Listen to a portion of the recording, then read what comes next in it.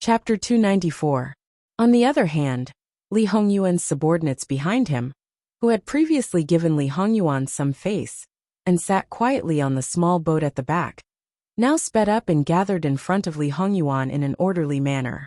They knelt down on one knee and said, "Your subordinates greet the two masters." Lu Wenshao. "No need for formalities," Li Hongyuan said lightly. He got up and steered the small boat to slide to the sides, standing on both sides and waiting for orders. Jingwan's attention was on the old man at first, but when she heard how these people addressed her, she raised her eyebrows slightly and smiled, accepting their greetings with pleasure. She originally wanted to see what her and Li Hongyuan's double looked like, but unfortunately, the disguise on the face was gone. She could only tell who it was from the clothes. Just by looking at the figure, it was indeed more than 90% similar. What caught her attention was not Li Hongyuan's double, but her own. She and Li Hongyuan had been married for more than 2 months. In such a short time, was it possible to create a very similar double? Or was it possible that she was already preparing before? But was it possible? After all, acting as a stunt double was different from filming in her previous life, where she only needed to look at her back. Not only did she have to look good, but she also couldn't reveal any flaws in small details, or habits to be considered perfect. He had only seen her a few times before they got married, so how much could he know about her? Therefore, she expressed doubts about the perfection of this double. Perhaps she was thinking too much. It did not need to be so perfect. As long as it could fool people who were not familiar with it, it would be enough. If there was a chance, she would take a look. Now is not the time to talk about this. Yu Zhongqing then stepped forward. "Greetings to Prince and Princess." Although he did not approve of Li Hongyuan's appearance, it was a foregone conclusion. In addition, the current situation did not allow it, so he did not say much. No need for formalities. Lord Yu has worked hard these days. Li Hongyuan was quite amiable. Even Jingwan was a little surprised. Since when did he become a normal, or rather an ordinary prince? Your Highness is too kind. It's not hard at all. In fact, it really wasn't hard at all. Although his duty on this trip was to follow orders to protect and monitor Jin Qinhuang, in fact, he only needed to act according to Jin Qinhuang's orders. And as the saying goes, every profession has its own specialization. Therefore, he basically had nothing to do on this trip, and was more leisurely and carefree than in the palace. "You may leave." "Yes." Then, Li Hongyuan finally gave the old man face and looked at him. Their eyes met, and the atmosphere was inexplicably heavy. Many people did not dare to breathe loudly. From Jingwan's point of view, it seemed like they were competing to see who would lose their cool first. "Your Highness has already grown up and is married. I'm sure you have a few children by now." The old man's face was filled with emotion. His tone was not forceful, and was even warm. However, it was obvious that he regarded himself as an elder.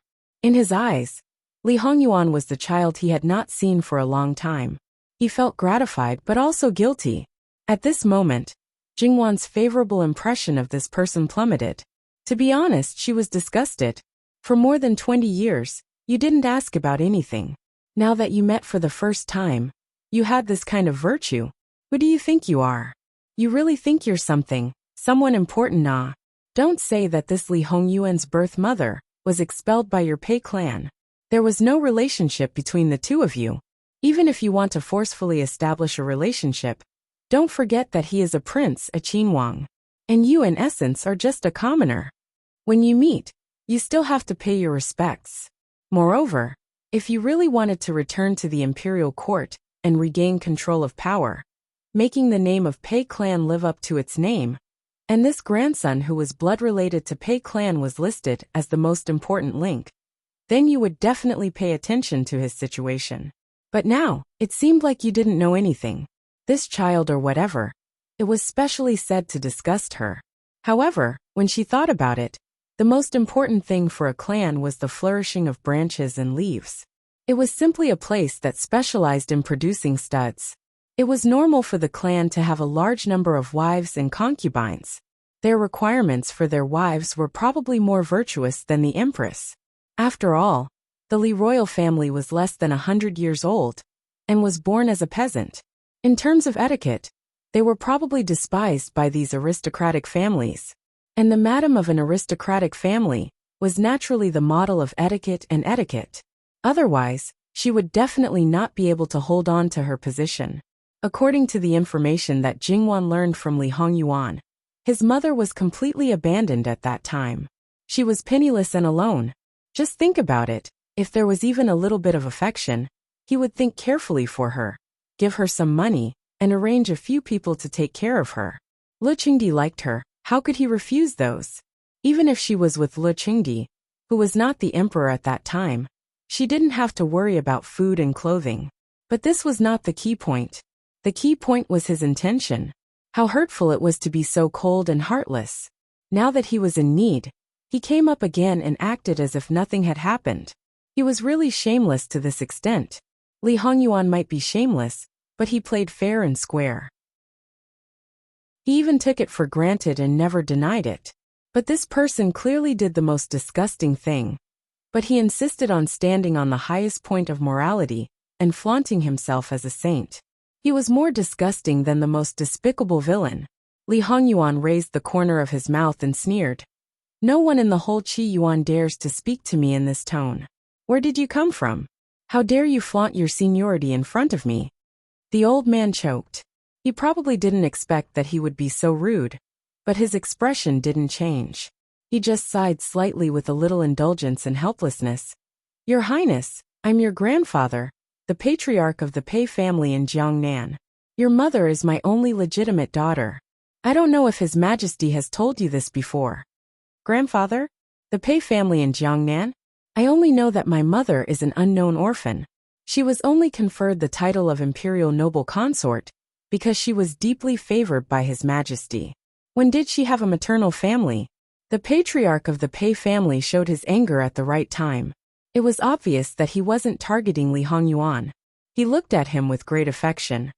When the Qi Yuan was first established, the Pei family withdrew from the imperial court and swore not to have anything to do with the Li family. Back then, His Majesty hadn't ascended the throne yet. He was running errands in Jiangnan and happened to see your mother. He took a fancy to her beauty. He didn't care that your mother was waiting to be married, and took her by force. As he spoke, his voice was full of grief. We're sorry for your mother. We're sorry for you. Li Hongyuan's face was full of mockery. If it were anyone else, they might have felt a little emotional. Unfortunately, not only did Li Hongyuan understand the cause and effect of everything, he was also a cold-hearted person. He had already learned about this so-called grandfather of his in his previous life. However, at that time, he had already ascended the throne, and this person's attitude was relatively humble. Moreover, his temper was quite bad at that time. He was the kind of person who would chop people's heads off if they didn't agree with him. Naturally, this person didn't dare to put on airs and put on airs. When he found out that the person he had invited before was just a substitute, he had already expected that it would be more difficult to move his grandson than he had expected. Originally, he did not think that he could succeed with just a few words. If it really succeeded, he would be disappointed. Therefore, he only showed some sadness at being treated like this by his own grandson. While the difficulty of the matter increased, Clan Head Pei was actually quite happy. This meant that this grandson of his was not as unambitious as he appeared to be on the surface. Only with ambition would he have a chance, and only with ambition would the Pei family have a chance. He believed that the benefits brought by the Pei family would not be rejected by any prince who coveted the throne. Jingwan had seen many acting emperors, but to be honest, this clan head Pei, who she met for the first time, made her feel inexplicably disgusted. Your Highness, you must be tired from the journey. Rest for a while. As for the rest, we can slowly talk about it later. What do you think? Seeing that Li Hongyuan didn't seem to be moved, clan head Pei smiled. Your Highness, you came personally and even directly came here. I don't think you just want to bring your people back. So I know what you're thinking. Don't be pretentious. Regardless of whether your mother is the daughter of the Pei family on the surface, that blood relationship can't be severed. Your Highness, don't you think so? Your Highness, this concubine is also a bit tired. Why don't this concubine rest? This concubine has heard that the imperial noble consort is a peerless beauty. I don't know how peerless her beauty is, but I also want to know a thing or two. Your Highness also wants to know, right? Jingwan laughed softly. A strange look flashed across Clan Head Pei's eyes. What does Your Highness Wang Fei want to know? This old man will definitely tell you everything. Li Hongyuan frowned slightly. He didn't comment on Clan Head Pei's words, and only glanced sideways at Jingwan. Fine. Clan Head Pei was overjoyed. With a wave of his hand, the boats behind him quickly parted. The small boat he was on also moved to the side and made a pleased gesture. Aside from Clan Head Pei's small boat, Li Hongyuan's men still occupied the surrounding area. Along the way, Clan Head Pei tried to talk to Li Hongyuan, but was ignored. He didn't get angry and settled for the next best thing. He started to chat with Jingwan. He was older than Luo Peishan, and was also an elder. In essence, he just wanted to know about his grandson's situation, so it wasn't considered rude. Jingwan knew that if she were to argue with such a person, there was a 90% chance that she would lose completely. Therefore, she decided to tell him everything she knew. She would tell him everything she knew in detail, and anything else, she would just use, I don't know, to brush him off. There was nothing she could do. After all, he hadn't been in the capital for a long time. Clan Head Pei basically knew everything that Jingwan said, because Jingwan's answers were too natural, and he couldn't find any fault with them. He didn't know if Jingwan really didn't know, or if she was faking it. However, his opinion of Jingwan had changed. He originally thought that she was just an ordinary woman, who couldn't be compared to his Pei clan's daughter. Thus, from the beginning, he had basically ignored her. Now it seemed that her bearing and self-restraint were excellent. She spoke in a calm and generous manner, and was neither servile nor timid. Standing beside his grandson, she was extremely compatible. Regardless of whether her influence on his grandson was real, or if the husband and wife were singing the same tune, her original plan had to be changed. After collecting the well-known information, Jingwan looked at Li Hongyuan meaningfully and asked about the imperial noble consort. Clan Head Pei understood tacitly and naturally talked about his beloved daughter. She was chaste, gentle, considerate, and kind. She was proficient in music, chess, calligraphy, painting, poetry, songs, and so on. She was well-versed in writing, and even wrote history books. There was no need to talk about her beauty. Since she was young, there were countless people who wanted to marry her, and almost broke the threshold. As he spoke, he revealed a sorrowful and melancholy expression. It's better for this woman's appearance to be mediocre. Otherwise, why would she be separated from her flesh and blood, and not want to see her again? He spoke with unwillingness and sorrow, hiding his deep hatred. It was only because he couldn't control himself that he revealed a little. Jingwan sighed softly in her heart. His acting skills were superb. If she didn't know the truth, Jingwan felt that she would most likely be touched. He said so much just to play the emotional card. However, it was really a pity that he met such an extraordinary man like Li Hongyuan. Whether it was Lu Qingdi, imperial noble consort Su, or his birth mother, all his feelings for these people had been wiped clean in his previous life. Although he once wondered if he would be in a different situation if his birth mother was still alive, he didn't feel anything even after he found out that his father killed his mother, because he was a foreigner, much less now. In Clan Head Pei's opinion, Li Hongyuan really wanted to know everything about his mother. However, perhaps it was because of the resentment of abandoning him that he didn't want to open his mouth and ask, so he borrowed his wife's mouth. However, Clan Head Pei couldn't see any clues from his face, so he couldn't be sure. Just as Jingwan was about to say something, Li Hongyuan suddenly said, "Enough." Although he was a little cold compared to others, he was still much better. As the saying goes, act to act. Jingwan stared blankly, then immediately smiled and said, "If Wang Ye doesn't want to listen, you can choose not to listen, but Xie is very interested." Li Hongyuan sneered at her. He said he is the Pei clan's clan head. So he is the Pei clan's clan head? You believe whatever he says. Wang Fei, when did you become so gullible? Not to mention that Clan Head Pei was choked. Jingwan didn't know whether to laugh or cry. Who would joke about this? It's easy to verify whether this old gentleman is the Pei clan's clan head. Moreover, Even if he ate a bear's heart and leopard's gall, there's no reason to deceive you. Li Hongyuan coldly snorted. Jiangnan's #1 noble clan. The clan head is holed up in a water bandit's nest, and still calls the wind and summons the rain. With the attitude of a big boss, he specializes in doing things like crowing chickens and stealing dogs? It doesn't matter if Jin Qingwang insults us, but how can he insult the clan head? But just as his voice fell, someone angrily opened his mouth. Okay, so it wasn't suspicion but ridicule. Clan head Pei raised his hand. Don't be rude to Wang Ye. Wang Ye has misunderstood. Although they bear the reputation of being water bandits, they have never done anything illegal. It's only because of some special reasons that they can't settle down in other places. Borrowing the name of water bandits. It's just that they need a place to settle down, that's all. Oh, this was doing a good deed. Li Hongyuan chuckled. This was real mockery, based on the ability of Jiangnan's #1 noble clan. Wouldn't they be able to arrange a group of troublesome people? Not to mention other things. Even if it was an official slave, it wouldn't be too difficult to operate. Now that they've arranged a group of people here to be water bandits, it's just to deceive these people who have been used by you with bad intentions, and are deeply grateful to you. Clan head Pei knew what Li Hongyuan meant, but he didn't care too much about this. This kind of thing, everyone was well aware. His explanation was for Li Hongyuan to hear. The main point was that these people didn't do bad things. That's all. As for whether they would do something else, perhaps if they did, these water bandits wouldn't realize what they did, whether it was good or bad. Those who participated in the bloody struggle for the throne wouldn't be unable to see through this. So they simply didn't care.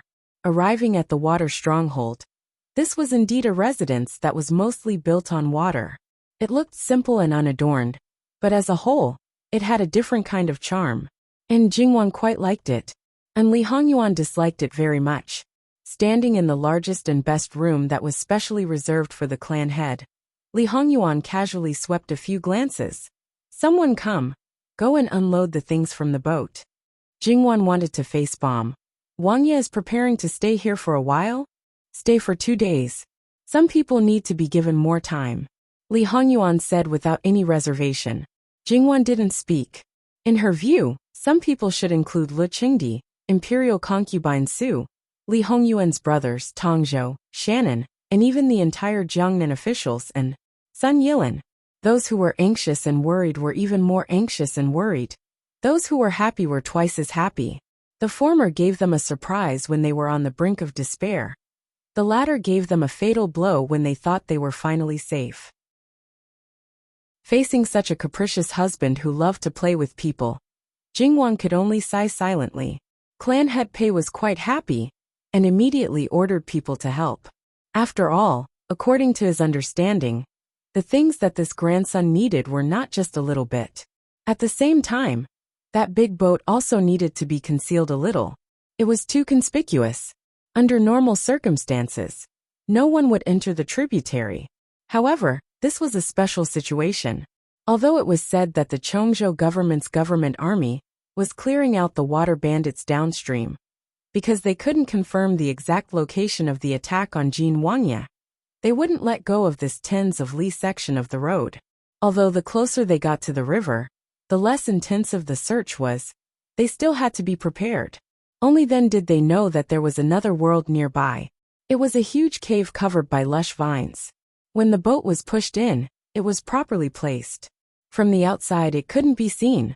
However, the things that were unloaded from the boat made the water bandits dumbstruck. These things, many of them were things that the most knowledgeable among them had never seen before. Clan head Pei stroked his beard. Although he had heard of his grandson's extravagant etiquette, when he heard it, he didn't take it seriously. Seeing the scene, he couldn't remain calm. A big man being so luxurious, and enjoying himself to this extent. Was there really no problem? Well, clan head Pei had to admit that although it was luxurious, it wasn't tacky. Those treasures and furnishings made his heart move. In this regard, Jin Wangya was absolutely worthy of the rumor. Although Li Hongyuan's goal was clan head Pei, he didn't want to pay attention to him at all. For him, this seemed to be a suitable place for him to settle down and carry out his plan. In the capital, the news had already been received. Luqing Emperor was furious and almost overturned the imperial case. He didn't give anyone a chance to dissuade him and directly ordered Tongzhou and Shannan counties to search with all their might. He said, "If Jin Wangye is well, they will be well, otherwise."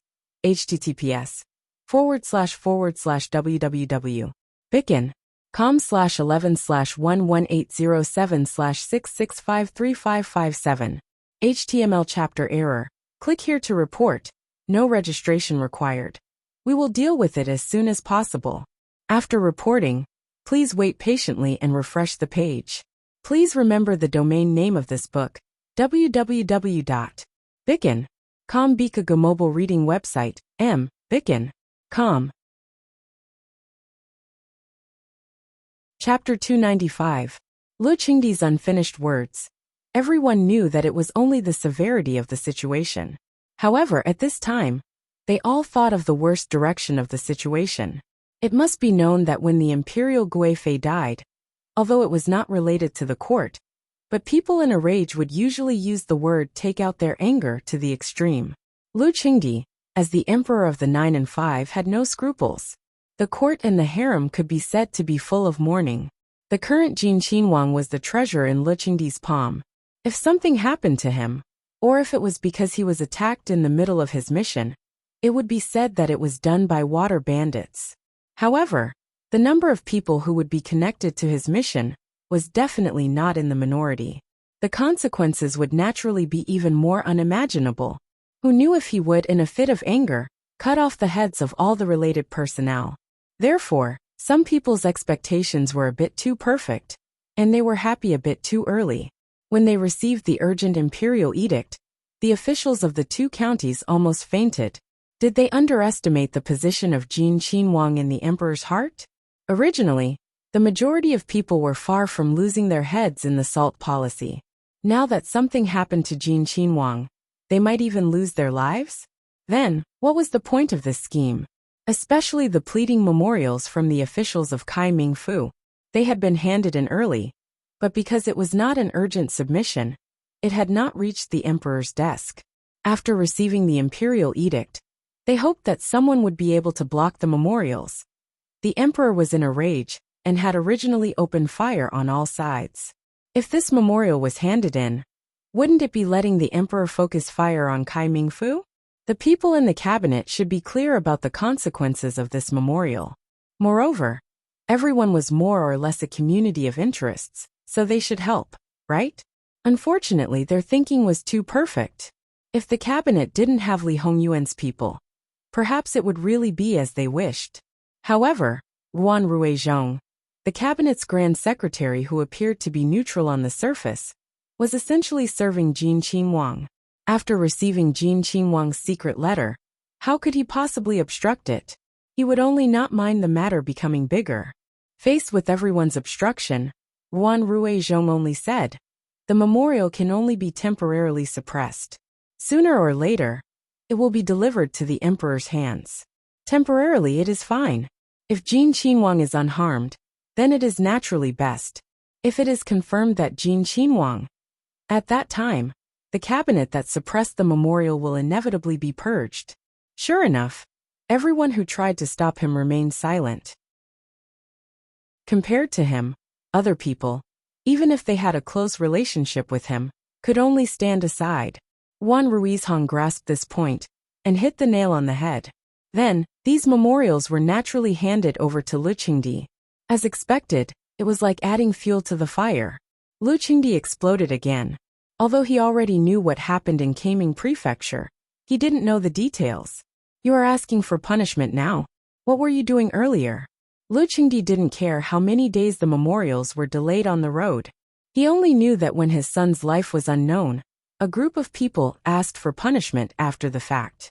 In his opinion, this was not asking for punishment, but trying to clear their names and shirk responsibility. If they really had the time to write memorials to ask for punishment, why didn't they protect his son after the accident to prevent another accident? When the accident happened again, why didn't they think about searching or saving people? Why did they write a bunch of nonsense here? The Kaming prefecture had 30,000 official soldiers, but they let 100 bandits sneak into the city and rush into the prince's residence. What the hell were they doing? This was also a time of peace. If there was a war and such a thing happened, wouldn't it be the same as handing over the city to others? Well, this was a bit of sophistry. If there was a war, the gate would be tightly shut. How could more than 100 unknown people sneak into the city? Moreover, they were not unknown people at all.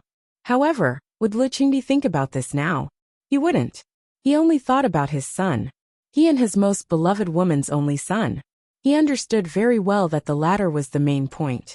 The governor of the Kaming prefecture was the first to be affected. He was directly demoted by 3 ranks by Lu Qingdi. This was only temporary. If it was confirmed that Prince Jin had met with misfortune, he would definitely become bald. If other things were found, such as the salt policy, such as the assassination of Prince Jin, his entire family would be investigated. Other people, other than those who didn't write memorials to ask for punishment, were all demoted by 1 or 2 ranks. In the end, Governor Sun's family was the biggest. Even the military power was temporarily handed over to his hands. The expression of the governor of the Kaming prefecture, who was handed over his military power, was brilliant beyond compare. Governor Su was his old rival. The two of them had been fighting for more than a day or two. Governor Su did not reveal his strength, but the governor of the Kaming prefecture never dared to look down on him. He had thought that he might lose in some matters, but he didn't expect that this loss was too ruthless. He might not be able to climb up again. Not only that, he had now fallen under the other party's command. The memorials to ask for punishment did not belong to this old dog Su. In other people's memorials to ask for punishment, he overstepped his authority and did things that were against the rules and would even be punished. Because it was to rescue Prince Jin, it was not meritorious. Governor Darren must be very pleased with himself. The governor of the Kaming prefecture. Oh, wrong, the former governor said while gnashing his teeth. Pleased? What is there to be pleased with? Whether Prince Jin is alive or dead is still unknown. We should do our best to find Prince Jin. Governor Su's face was stern. At this time, we must not be unable to distinguish the priority. These words seemed to be reminding the other party what was the most important thing at the moment. The anger in the former governor's heart was even more intense. Even if this old dog ridiculed him, it was still better than seeing his hypocritical face. But that worry and fear was indeed even more intense. The more he wanted Prince Jin's life before, the more he hoped that the other party was still safe and sound at this time. The Kaming prefecture dispatched 5,000 prefecture soldiers and followed the canal downwards. This was Governor Su's order to expand the scope of the search. Compared to other people, Governor Su's heart was not that calm. It was only because he sensed that Prince Jin was not ordinary. He was not sure if this was just a play arranged by Prince Jin. He did not want Li Hongyuan to die in the Kaming prefecture, but it did not mean that he wanted Li Hongyuan to live. Forcing Li Hongyuan away was within his plan. Making a move on the canal was also a part of the plan. However, colluding with the officials and bandits was not in his plan. When he did things, he always wanted to ensure a 100% success rate. The water bandits were easy to use, but they were not trusted by him. Moreover, there was also the risk of being caught. But the problem was his people did not have time to make a move. Not only that, they had completely lost track of him. Was he already dead? Or was he caught? The former was still okay. But if it was the latter, with such a scope of search, it was only a matter of time before they were found. However, it was almost 2 days before Li Hongyuan rested. To a certain extent, the life and death of this group of fake water bandits, who were taken care of by clan head Pei, completely depended on Li Hongyuan's thoughts. Of course, Li Hongyuan's thoughts were completely in the hands of Jingwan. Would Jingwan let these hundreds of men, women, old and young die, if they were real water bandits who committed crimes, or because they had committed a serious crime, and had nowhere to go? They were gathered here by clan head Pei. Then, even if they did not want their lives, Jingwan would let them go to the place where they should go. For example, prison or a bitter and cold place. The problem now was they did not have either of these. Clan head Pei wanted to say something to Li Hongyuan. However, Li Hongyuan was now impervious to oil and salt. Even because the other party was too noisy, he once let the guards put a knife on his neck.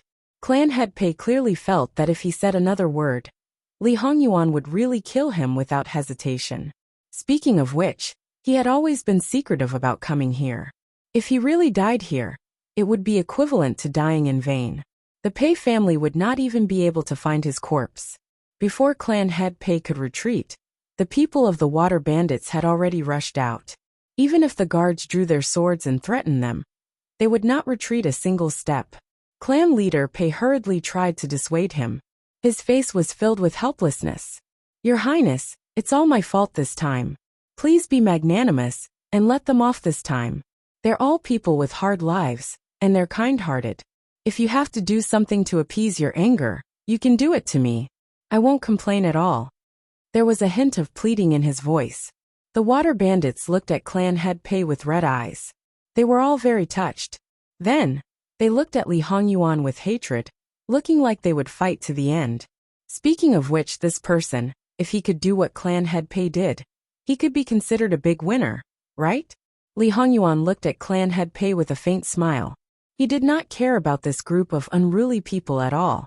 Jingwan was also not frightened by this hostile situation.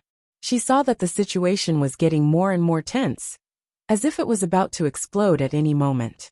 Jingwan reached out and patted Li Hongyuan's arm. She said somewhat helplessly, "Your Highness, that's enough. Fighting is fighting, don't really kill people." She sounded like she was coaxing a child who was throwing a tantrum. Li Hongyuan was immediately unhappy. He said somewhat angrily, "Who's fighting?" Jingwan looked at him with a faint smile. "Wasn't it obvious? Wasn't it obvious?" Li Hongyuan shot to his feet. His expression was very ugly. He glared at Jingwan, as if he wanted to swallow her alive. After a moment, he did not say anything and left in a huff. Jingwan sighed helplessly and waved her hand. "You can all leave first. I want to have a few words with old Master Pei." The group of guards naturally had no objections, and the people of the water stronghold left one after another after receiving the signal from Chief Pei. Jingwan personally poured a cup of tea for Clan head Pei. She slowly said, "Old Master Pei, don't blame His Highness. He has a knot in his heart. He more or less has some resentment in his heart. He was raised by noble consort Su since he was born. Although noble consort Su treats him like her own son, it is said that there is no familial affection in the imperial family. Furthermore, noble consort Su has a son. Who knows what she is thinking in her heart? Perhaps she is just using His Highness to consolidate his favor and fight for her son. Although His Majesty dotes on him, His Majesty is His Majesty first, and His Majesty is His Majesty's father. The other princes did not have an external family or a biological mother. Even if some of them did not have either, they were not favored by His Majesty. They were invisible in the eyes of others, and did not pose a threat. Relatively speaking, they were actually more free. His Highness's favor was the most enviable, but he had no one to back him up. Although he seemed to have unlimited glory on the surface, he was actually the one who had the most difficult life out of all the princes. Now that he was an adult, his temperament had become more tenacious. However, he must have had some dreams when he was young, but they were never realized. Now in the depths of his heart, there might be a desire. In fact, coming here this time was the best proof. Because when he first received the news, the prince seemed to have sensed something. He appeared calm, but as the person who slept next to him, she could feel the anxiety and impatience in his heart. To be honest, His Highness does not lack people who can help him now. What he lacks is family who are sincere to him. I don't know why old Mr. Pei would invite His Highness in such a special way. It's purely for his sake. He's your grandson by blood, your relative. You're only doing this because you can't meet him openly. I believe that His Highness's attitude towards you will change sooner or later. However, if it's for other reasons, it's best that old Mr. Pei keep your mouth shut. His Highness is especially sensitive and repulsed by such things. That's all I have to say. I will take my leave now." After Jingwan finished speaking, she left without waiting for a response. Clan leader Pei did not react. He He sat there in a daze. He basically believed Jin Qinhuang Fei's words. However, he wasn't sure if it was this granddaughter-in-law who felt sorry for her husband and told him, or if it was the two of them who colluded to play the emotional card and gain more benefits. In his opinion, the latter was more likely. After all, this couple had only been married for slightly more than 2 months. His grandson did not look like a kind person. How could he reveal his past so easily? Furthermore, in clan leader Pei's eyes, they were affectionate while traveling with his wife. In his eyes, this was not true love. It was just a cover-up. However, no matter what, one thing was certain. In order to achieve their goal, they had to show sincerity in any aspect. When they returned to their temporary lodging, Jingwan saw Li Hongyuan leaning against the chair and flipping through a book in boredom. There was no trace of anger on his face. When he sensed Jingwan coming in, he did not even lift his eyelids. What did Wan say about your husband in front of outsiders? Jingwan walked over and took the book from his hand. She looked at him with a hint of ridicule. Your Highness, your acting skills are getting better and better. Is that so? Wan is also getting impatient. Keep up the good work. Jingwan chuckled and stopped talking. There was no point in talking about this. Besides, the possibility of her losing was too high. She roughly repeated what she had said just now. Am I really that bad? Your husband has always been willful in the open and in the dark. It's not that easy to make me suffer. Yes. Who do you think you are, Your Highness? Only you can make others suffer. Tell me, what do you think clan leader Pei will think? Damn it. If you want a real family, don't count on him. No matter what, I'm important to him, and he's useless to me. I can't let him take the initiative. If I don't make him bleed, he can forget about getting any benefits from me. Then let him settle everything after this. Of course. https://www.bicken.com/11/11807/6653562. HTML. Please click here to report an error. Registration is not required. We will deal with it as soon as possible. After reporting, please wait patiently and refresh the page. Please remember the domain name of this book: www.bicken.com. Bikago mobile reading website bicken.com. Chapter 296. It was obvious that this place would be found sooner or later. To cover up Li Hongyuan's intentional disappearance, and to protect the people of the water stronghold, they needed a reasonable explanation. This explanation was not something that could be settled with just a few words. There were many things that needed to be arranged. If they didn't hurry, it would be too late. This was clearly a matter between both parties. After all, if they couldn't cover it up, it would be extremely disadvantageous for both parties. Now that Li Hongyuan confidently handed over everything to clan leader Pei, the other party had no choice but to take over. Who let the one who needed to get closer to him, and not Li Hongyuan? Li Hongyuan didn't come forward. The follow-up matters were all handed over to Jingwan. Jingwan didn't say anything. At this time, her own husband was acting tsundere. Naturally, she would follow through to the end. However, Jingwan didn't expose the point that someone's heart was really tsundere. Of course, it wasn't because of clan leader Pei. To be specific, it was probably because someone wanted to be lazy. The result of Jingwan's discussion with clan leader Pei was that Jin Qinhuang was attacked. Under the protection of the guards, he entered the mountains. The attackers chased him relentlessly for 2 days. When everyone was exhausted and heavily injured, they met the people of the water stronghold. Thus, what should be covered up was covered up, and what should be covered up was covered up. It was just that the details of the arrangements were quite difficult. However, Jingwan then found that she thought too much. What should be arranged, clan leader Pei had already arranged. Obviously, he had already thought of this.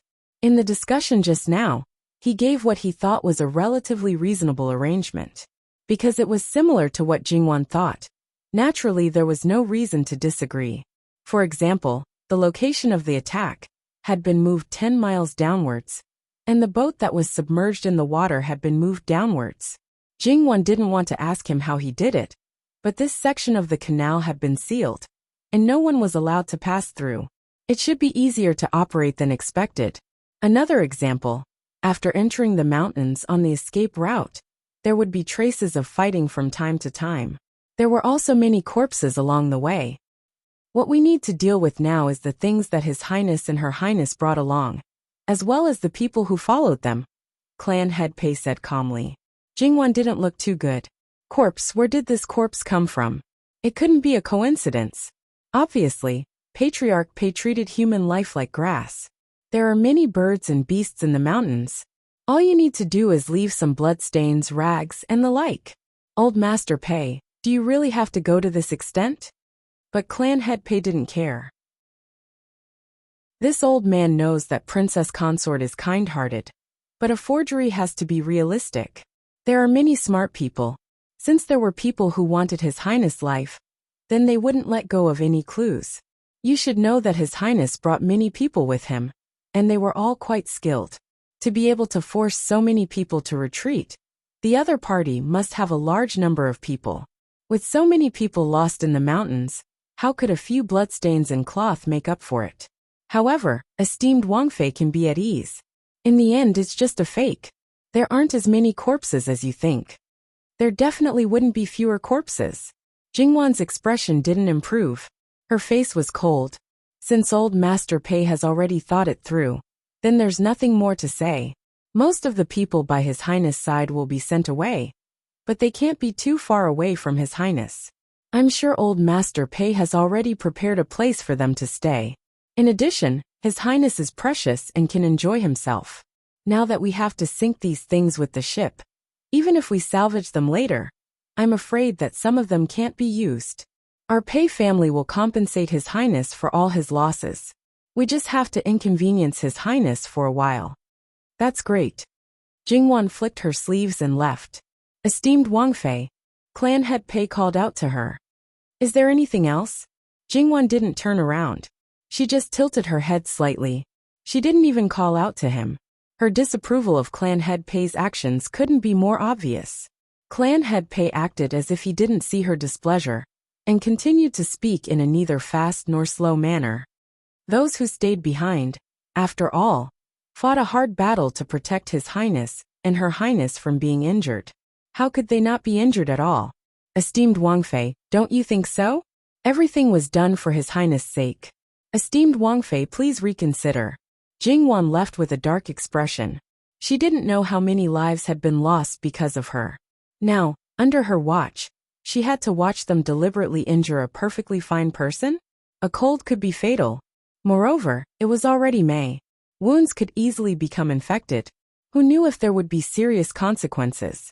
Clan Head Pei didn't comment on Jingwan's anger. He picked up his teacup and took a sip.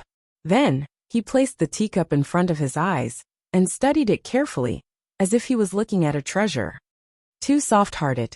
In some aspects, he had to admit that his grandson's Wang Fei was very good. However, in other aspects she was still lacking. In the current situation, she couldn't be a virtuous wife. She was too benevolent, and wasn't suitable to be the mother of the country. So it's time to change. Looking at Jingwan's cold expression, Li Hongyuan knew that the old man must have done something to make her not angry anymore. Wan, don't be angry. I'll avenge you. You don't know anything, and you're already thinking of revenge? Maybe he didn't do anything wrong. Jingwan sneered. My Wan is unhappy, so it's his fault. Moreover, do I need a reason to punish someone? He said it as if it was a matter of course. Jingwan narrowed her eyes slightly as she looked at Li Hongyuan. Suddenly, she realized that this man was indeed Clan Head Pei's grandson. He was very conceited and self-centered. Clan Head Pei was relatively introverted, while Li Hongyuan was more arrogant and flamboyant. In addition, she was also the center of this man's heart. Moreover, she occupied a more important position. Even if she had to do something that was inherently unpleasant, she wouldn't be angry at him, because of their closeness. Did this mean that she finally found the origin of Li Hongyuan's ego?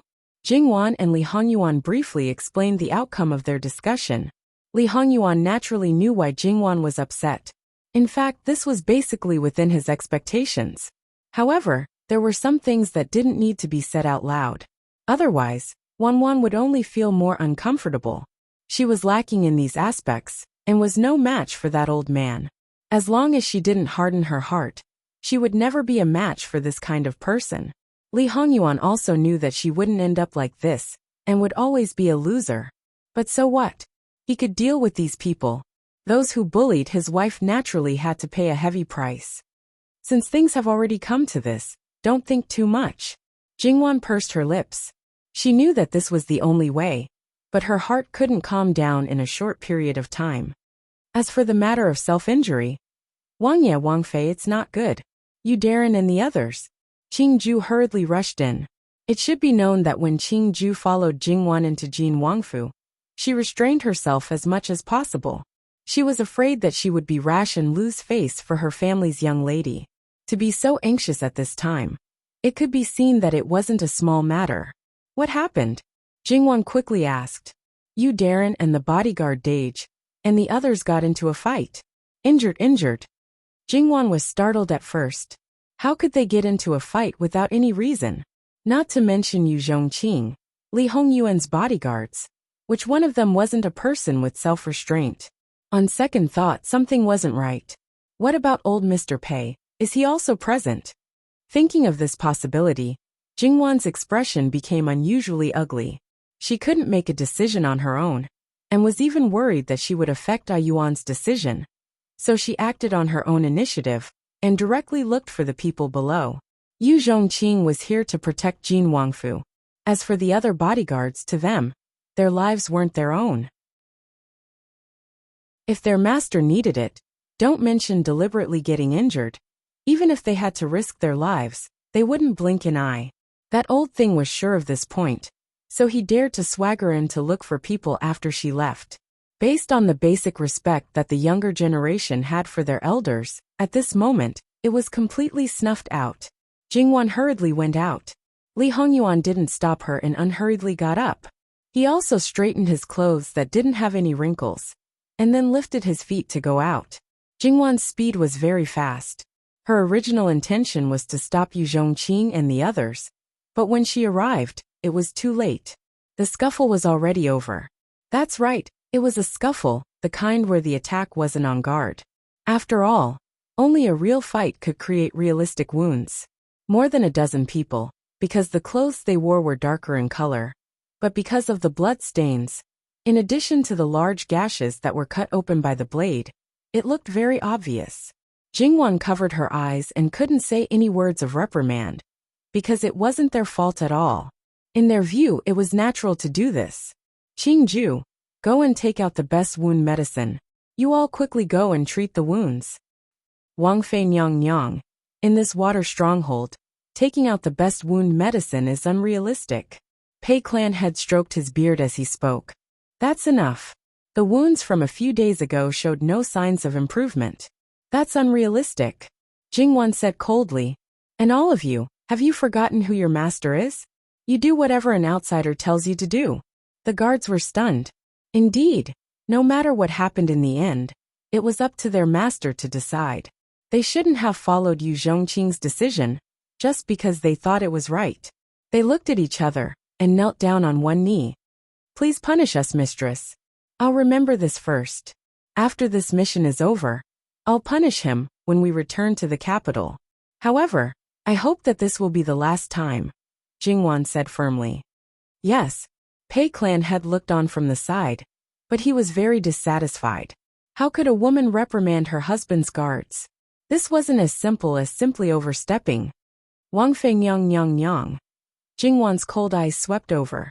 This Wang Fei is speaking. You're just a commoner, how dare you interrupt? Is this the etiquette of your big family? Is this the seniority of your big family? I call you old mister because you're an elder. Don't take advantage of your seniority to point fingers at this Wang Fei. Pei Clan head was choked by Jingwan's words. He had always been a person who wouldn't change his expression, even if a mountain collapsed in front of him. But at this moment, he couldn't keep his face straight. Although what she said was the truth, and although Pei Shi's situation was unstable, no one had ever dared to say such things to him. Jiangnan's 4 counties and 28 prefectures, Even the governor and the inspector general had to be polite to him. Now that he was thrown to the ground and stepped on by a little girl who was his grandchild, it would be strange if he remained indifferent. However, he couldn't find the words to refute. In terms of status, she was a superior Wangfei. He was indeed just a commoner. This was what he hated the most. In terms of seniority, he wasn't her elder. Even if he was Jin Qinhuang's maternal grandfather, there was no relationship between them in name. So what if she didn't respect him? It was true that Qi Yuan had a tradition of respecting the elderly, but this wasn't a reason to lecture a Qin Wangfei. Li Hongyuan looked on with interest. What was it? His wife's appearance when she showed her might was really attractive. However, his wife had always had a good temper. It was rare to see someone who could anger her to this extent. This Pei clan head was probably the first. And he needed to remember this. As for why his wife had angered his grandfather, it had nothing to do with him at all. Li Hongyuan stepped forward and stroked Jingwan's back to comfort her. Don't worry. I have people who are proficient in medicine. It's just an external injury. It won't cause any serious consequences. Obviously, with the previous years of indirect understanding and daily contact after marriage, Li Hongyuan had a good grasp of Jingwan's mentality. Jingwan slightly relaxed and nodded. There are some things that I need to arrange. Right now, she didn't want to see this Pei clan head at all. Go ahead. Li Hongyuan agreed. It's okay to spoil this woman a little, but if you spoil her too much, she will become arrogant. Your Highness, what does my pleasure have to do with outsiders? Li Hongyuan casually interrupted him. The princess consort hopes that my family will treat me with sincerity. That's why she humbles herself and respects you. Don't tell me you think that your so-called status as the Pei clan head is enough for her to talk to you? I've seen plenty of self-righteous people. What I enjoy is her sincerity. I can't bear to spoil her mood, so I didn't say anything. Don't tell me you think that my silence means that I've acquiesced? I may have some expectations for family relations, but you're a person who prioritizes benefits and wants to make use of me. Do you expect me to obediently come knocking on your door? Who's more stupid than the other? Things have been arranged. Get as far away as you can. If you make her unhappy again, don't blame me for making the entire Pei clan unhappy. Li Hongyuan's words didn't arouse much of a reaction from Pei clan head. Your Highness's importance to the princess consort is really beyond my expectations. His words were a little ironic. In his opinion, this was still an act, and the goal was always the same. However, since some words were exposed, it was also good. Pei clan head didn't intend to use the so-called family relations to achieve his goal. He always believed that there were no eternal enemies or friends, only eternal interests. However, Your Highness did a good job of burning the bridge after crossing the river. Based on your care for the princess consort, you certainly wouldn't order people to hurt themselves. This old man played the villain and helped Your Highness solve it. So what? Do you expect me to be grateful? https://www.bicken.com/11/11807/6653565. HTML. Click here to report an error. No registration required. We will deal with it as soon as possible. After reporting, please wait patiently and refresh the page. Please remember the domain name of this book: www.bicken.com. Bicken.com Mobile Edition. Chapter 297. So what? You still expect Ben Wang to be grateful? For people like Li Hongyuan, even if you gave him everything he wanted, he might not say a word of thanks. Wang Ye is thinking too much. Lao Fu just wanted to say that if Wang Ye has something that is inconvenient for you to do, Lao Fu can do it for you. The meaning of these words could not be more obvious. Just like how Li Hongyuan pointed out that the other party was using him, he no longer hid his true purpose. Li Hongyuan sneered. It was obvious that he was ridiculing him. Without saying anything, he turned and left. Pei clan head could not help but frown. He did not quite understand Li Hongyuan's meaning. It did not seem to be a simple distrust. Li Hongyuan had said before, whether or not he was used by the Pei clan, first look at his mood, then look at the Pei clan's sincerity. His mood right now could not be said to be bad, but it was not good for this Pei clan head.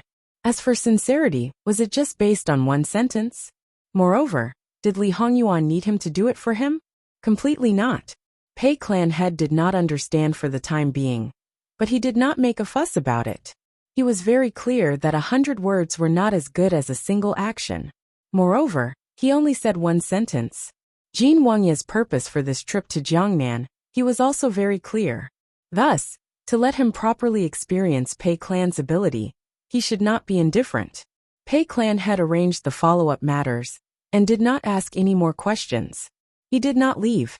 After all, the canal was now sealed and could not be passed through. He could not leave through the mountains. That kind of crossing over the mountains, was it something that an old man like him, who lived like a prince, could bear? He only changed his attire, and hid in the water stronghold, becoming an unremarkable member of the water stronghold. Other than the dozen or so injured guards including Yu Zhongqing, the rest were all hidden according to the original plan. Needless to say, those who were originally in the dark were all hidden, and those who were in the open were all hidden. However, in this way, it was still a little troublesome. After all, there were too many people. If there were too many people missing, they would have to replenish from other places. This replenishment could be planted by spies, and it would be troublesome to clean up the spies. Jingwan's 6 maids were divided into 3 groups, and 2 groups were taken away by the others. Jingwan's wet nurse stayed, and Nanny Gong also left together. According to Li Hongyuan, he wanted Nanny Gong to stay and take care of Jingwan. However, Jingwan's wet nurse's health was far inferior to Nanny Gong's. If she was not careful, she might lose her life. In addition, Nanny Gong's wet nurse was also packed up. In this way, it was more reasonable to scatter the people in the process of hunting. After that, they would find a suitable opportunity to gather the people. The people who were hidden were naturally the dead people. This section of the river stretched for dozens of miles. At least, Jingwan did not know how large the range of the mountains that stretched to both sides of the river was. It was also not a small project to move all the valuables and then ship them out of the sunken ship. They also had to pray that they would not bump into the soldiers outside. However, this had nothing to do with Li Hongyuan. The luxurious things were gone, and they were all changed into plain clothes. If it were not for the fact that the clothes inside were not changed, Li Hongyuan's face would be as black as the bottom of a pot. Of course, this had nothing to do with him. It was mainly because of Jingwan. He was afraid that if he was not careful, Jingwan's skin would be worn out by the rough linen clothes. Jingwan pulled back her sleeves. She looked at Li Hongyuan speechlessly and ignored him.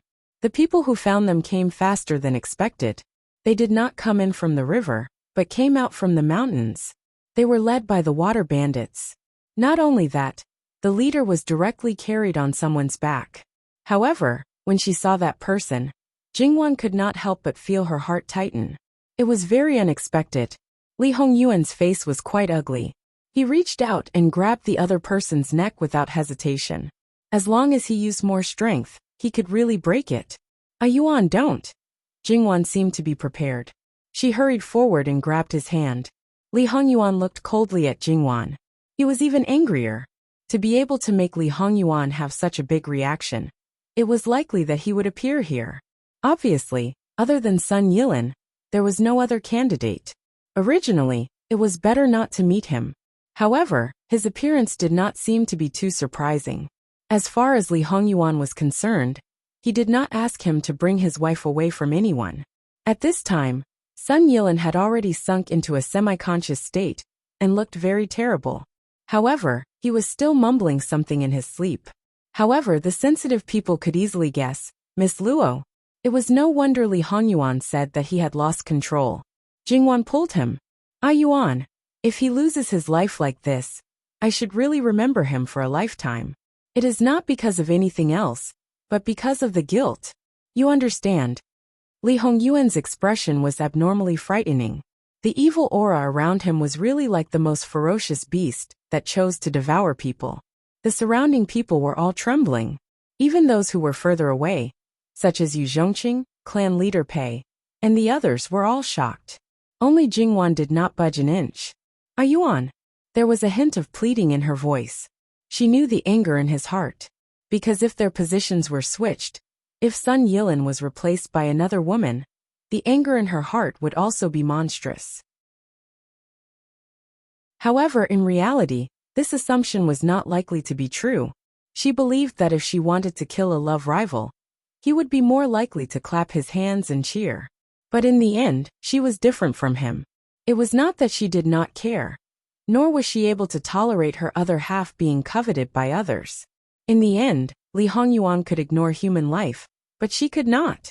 What's more, Sun Yilin was in this state because of her. Even if no one asked him to do so, everything was brought upon by him. However, there were only a few people in the world who could remain unmoved. Feelings that she could not, and would not accept naturally, could not be trampled on. When the other party did not do anything wrong to her or to anyone else, how could she be harsh and ignore the other party's life? Li Hongyuan shook off Sun Yilin and turned to leave. No one dared to come within 1 jang of him. Jingwan rubbed her temples with a headache. This time, it would not be easy to coax him and appease him. Moreover, if she did not chase after him now, his anger would only increase. However, if she did not make arrangements for the person who had angered Li Hongyuan to this extent, no one would care about him. Take young Master Sun away. Treat him carefully and familiarize him. Do not neglect him. Other than Li Hongyuan, Jingwan was the boss. Naturally, no one would refute her words. In any case, even if it was Wang Ye's anger, there was still her, the Wang Fei. They knew what kind of temperament Jingwan had. She would not vent her anger on them, and vent her anger on them. Sun Yilin just happened to open his eyes at this time. She did not know if it was because he saw Jingwan, but he suddenly seemed to be completely awake. He grabbed Jingwan's arm. Miss Luo? I'm not dreaming, am I? The worry and apprehension in his eyes were not the least bit fake. The group of soldiers and generals who had originally followed Sun Yilin to search for the person wished that they were deaf and blind. That was, from the time they left Cheongzhou Prefecture until now. In these few days, the provincial governor had not closed his eyes and had not eaten anything. After confirming that Jin Wangye's accident had nothing to do with those 2 or 3 waves of water bandits, he did not participate in the suppression of the bandits. He continued to search along the canal. Every place that could be entered into the mountains was not let go. Every place was carefully inspected by experienced people in an attempt to find clues. Speaking of which, going from the canal to the mountains, under normal circumstances, no one would do this kind of thing. Therefore, every time he was disappointed, he would become more and more anxious. His eyes were bloodshot. He had already reached his limit, but he still persisted and refused to close his eyes. Originally, she thought that he really had taboo feelings towards Jin Wangye. Otherwise, he was the Gongzi of Dingguo Gongfu, who was deeply favored by the emperor. He clearly had a boundless future, but he was sent away at a marriageable age. No matter how she looked at it, it did not seem right. If it was because of Jin Wangye was married and went away, it seemed to make sense. The more she thought about it, the more she felt that this was the case. Looking at it now, well, the one who was really missed was not Jin Wangye, but Jin Qin Wang Fei. The person he admired was married and became a woman. It was no wonder that he did not want to stay there sadly. Stop. Thinking about Jin Wangye's rage just now, she felt that she could not protect her little life. It's me, you're not dreaming. However, shouldn't Sun Gongzi call me Jin Qin Wang Fei? Jingwan chuckled, but there was no smile in her eyes. She gently brushed away his hand. Sun Gongzi has really worked hard to find Wangye. Please rest well. Wangye is protected by the heavens and is fine. Sun Yilin only felt a burning pain in his lungs. He understood Jingwan's meaning. Her words were good for everyone. His current words and actions were already impolite, but he still could not bear it. The pain in his eyes almost overflowed, but he could only forcibly hold it back. It's good that you're fine. It's good that you're fine. After saying this, Sun Yilin seemed to have been drained of all his strength. His body went soft, his eyes closed, and he completely fainted. Jingwan was also shocked, and quickly had people carry him into the room. After confirming that Sun Yilin's life was not in danger, he was just overly tired, and had not eaten for many days. In addition, he had been poisoned by the snake venom. Now that the string was stretched taut, he completely collapsed. Jingwan breathed a sigh of relief. However, she was indeed fine. However, she reckoned that everyone would not be fine. Jingwan felt even more of a headache. https://www.bicon.com/11/11807/6653566. HTML chapter error. Click here to report, exempt from registration. We will deal with it as soon as possible. After reporting, please wait patiently and refresh the page. Please remember the domain name of this book, www.bicon.com. Bikugo mobile reading website, bicon.com. Chapter 298. Although it was a headache, she still had to face it. Of course, Jingwan had never thought of pretending to be an ostrich and not going to see him. Firstly, the consequences would be more serious. Secondly, in Jingwan's philosophy, if there was a problem, it must be solved. Dragging it out or something else was absolutely not desirable. Moreover, that was her other half. Seeing him uncomfortable, Jingwan was also unable to be happy. As for those who found them, how to explain it to them? She didn't need to come forward. However, when Jingwan returned, Li Hongyuan was not in the room. Looking at it this way, his anger was really not ordinary. After asking for a while, no one knew where he went. The guards that were left behind were more or less injured.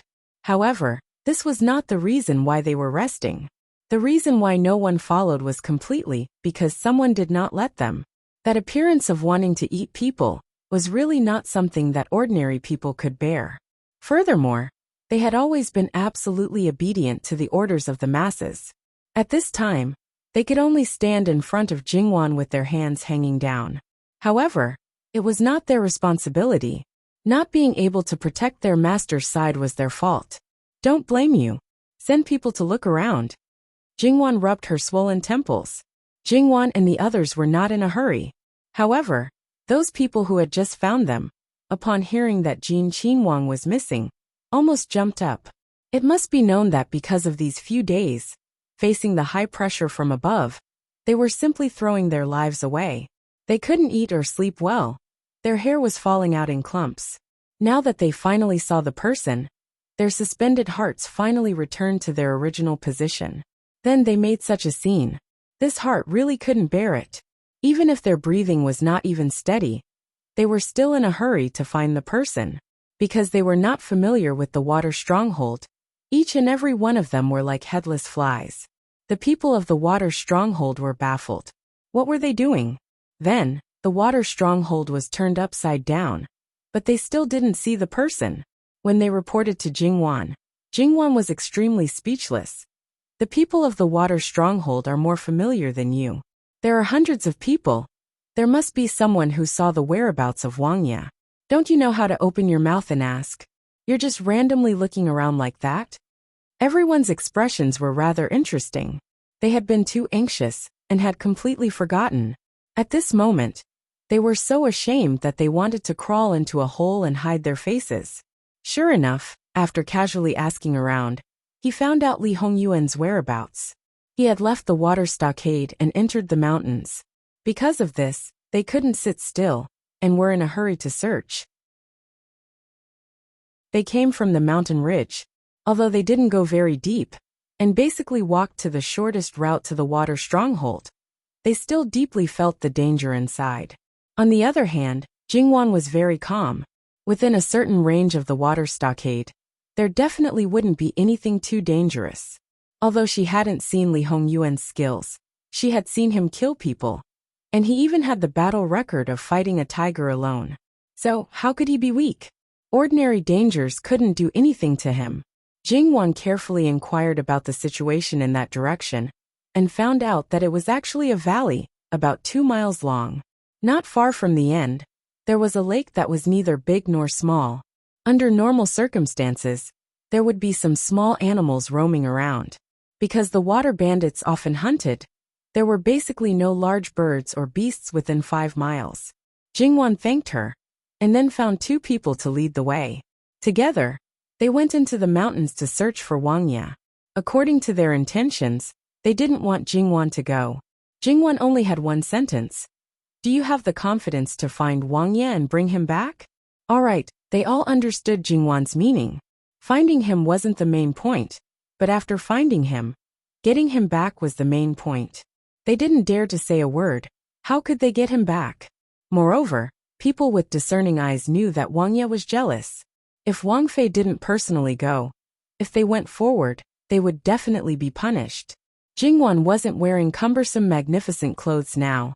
She was dressed in cloth and was very capable. It was only going up the mountain, not climbing a cliff. It was a piece of cake. The troops split into two. The majority of the people first went to look for Li Hongyuan, while the rest followed behind to protect Jingwan. They thought that the people behind would be very slow. Wang Fei, after all, was precious and delicate. Walking in the mountain forest, how could she be fast? Perhaps she would be out of breath after walking a few more steps. As a result, they soon found that they were thinking too much. Jin Qinhuang's speed wasn't much slower.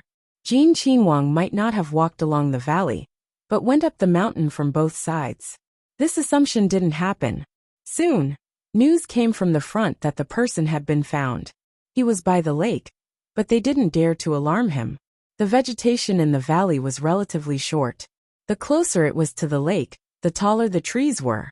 But at most, they were only about a zhang tall, far from the height of towering giant trees. Through the gaps between the trees, Jingwan could faintly see Li Hongyuan's figure. He was sitting on a rock by the lake with one leg bent, inexplicably feeling a little bleak. Jingwan's heart subconsciously clenched and her footsteps involuntarily quickened. The other people consciously stopped and scattered around to ensure that they couldn't see or hear, and to isolate themselves from any danger. Li Hongyuan couldn't be more familiar with Jingwan's footsteps, but he still sat there motionless. However, only he knew the emotions flashing in his eyes, as well as the sinister and calculating. In fact, he was very clear that whether it was Sun Yilin or Qin Jingmin, they couldn't die. At least, they couldn't die in his hands. There was originally no estrangement between him and Jingwan. If he killed them, it would instead breed estrangement. Perhaps it wouldn't be irreconcilable, but Jingwan's heart would definitely have a knot. Moreover, as Jingwan herself said, she would probably remember it for a lifetime. How could he allow it? In this way, the conflict would only deepen and develop to the point where it could get out of hand. This was definitely not what he wanted to see. Who made him unhappy? If he couldn't kill them, he would return it back 10 times, 100 times. It must be said that Li Hongyuan was currently the craziest, but also the most rational. A madman wasn't scary, a rational person wasn't scary, but a rational madman could be quite scary. Jingwan approached and reached out to put her hand on his shoulder. Ah, Yuan. Li Hongyuan was still indifferent. Are you still angry? Jingwan was actually a little helpless. She knew what he was concerned about, but this problem couldn't be solved at the moment. It was useless to say anything. She reached out and hugged him from behind. She leaned her cheek against the side of his head. I'm sorry. Li Hongyuan was stunned. Why? The one who had the least reason to apologize was her. It couldn't be for Sun Yilin. If that were the case, he would really kill someone. Would Wanwan be so stupid? As a wife, isn't it my fault that I can't give my husband 100% sense of security? To be honest, Li Hongyuan didn't understand the word sense of security very well. At most, he could make a rough guess based on the meaning of the word. If he understood it completely, he would probably explode. It has nothing to do with you, Wanwan. I shouldn't take my anger out on you. The one who should be apologizing is me. But Wanwan, I can't control myself. I won't allow anyone to spy on you. Even if I know that they will never take you away from me, I won't allow it. Yes, I know. In fact, as a man of traditional etiquette, 9 out of 10 men wouldn't be able to tolerate such things. They might even take their anger out on women because of this. They wouldn't trust their daughters, and would do something that was very despicable. After that, it would be too late to regret it. They would look like they were in so much pain that they wished they were dead. Just like Luqing Emperor, it was actually very disgusting. Li Hongyuan held her hand. Jingwan stepped on the stone and walked in front of him, snuggling into his arms. Li Hongyuan deliberately controlled himself and didn't let Jingwan notice the look in his eyes. Although he couldn't see it himself, he knew very well that the look in his eyes at this moment was very scary. After staying in silence for a while, Jingwan's attention shifted slightly from him. The scenery here is not bad. Li Hongyuan glanced at it. Yes. He responded indifferently. No matter how beautiful the scenery was, it couldn't hide his dark heart. It wasn't early to begin with. At this time, the sky had formed a beautiful fiery cloud. It was reflected in the back lake. It looked particularly beautiful. Looking at this scenery, Jingwan forgot her worries for a moment. She was so quiet, and occasionally said a few words. Time passed quietly, and the sky was getting darker and darker. Ah Yuan, let's go back. Let's go back. Seeing that the two of them were moving, the people around them slowly gathered. The two of them walked at the front hand in hand. The others kept a distance of more than 10 feet behind them. When they returned to the water stronghold, the lights were already lit. Seeing them return, everyone was very happy. In the evening, Li Hongyuan saw the generals of this trip and said a few words of encouragement. Because they had already heard of Li Hongyuan's actions as the king of hell, this time they were in fear and trepidation, overwhelmed by the favor. Li Hongyuan didn't comment. He wasn't someone who would consider other people's feelings. Have you already informed your superiors? Yes, by tomorrow morning at the latest. They will come to pick you up and leave. It's been a few days. Have you found out who attacked this prince? There was some sweat on the general's forehead. Replying to Wang Ye, this general is responsible for Governor Sun. Speaking to this point, he suddenly remembered that Sun Gongzi was still thinking about Jin Qinhuang Fei, causing Jin Qinhuang to become jealous. Now that he mentioned it, did he want to die, or did he want to die? But he couldn't say half of what he wanted to say, so he had to bite the bullet and continue. To find the whereabouts of your highness. As for the other matters, this general doesn't know for the time being. Please forgive me, your highness. In reality, it wasn't that they didn't know, but that there was no progress. The colleagues who were in charge of this matter, as well as the various officials, were so worried that their hair had turned white. Fortunately, Jin Qinhuang's good fortune was profound, and he was not injured. Otherwise, they really wouldn't be able to bear the emperor's anger. You may leave. Yes, that's it. The general who retreated let out a sigh of relief. A gust of wind blew, and he felt a chill on his back. It turned out that he was already drenched in sweat. At this time, Jingwan had already fallen asleep. Li Hongyuan looked at the light and was slightly lost in thought. Patriarch Pei requested an audience. Perhaps it was because he had nothing to do, but Li Hongyuan wanted to see him. Patriarch Pei gave a courtesy greeting. It's all because Jin Qinhuang is dissolute and beautiful, but he was originally an infatuated type. This is really unexpected, to the point that he had wronged himself. Everyone says that love is long, but the hero's breath is short. When it comes to Jin Qinhuang, it's hard to avoid disappointment. Disappointed in Ben Wang. The remnant of the previous dynasty must have satisfied Patriarch Pei. Patriarch Pei was startled. This old man doesn't know what your highness is talking about. Although he tried his best to conceal it, but the shock wasn't light. Scram! Patriarch Pei clenched his fists in his sleeves. Your highness is in a bad mood. So this old man will take his leave first. https://www.bicken.com/11/11807/6653568. HTML chapter error. Click here to report. No registration required. We will deal with it as soon as possible. After reporting, please wait patiently and refresh the page. Please remember the domain name of this book. www.bicken.com.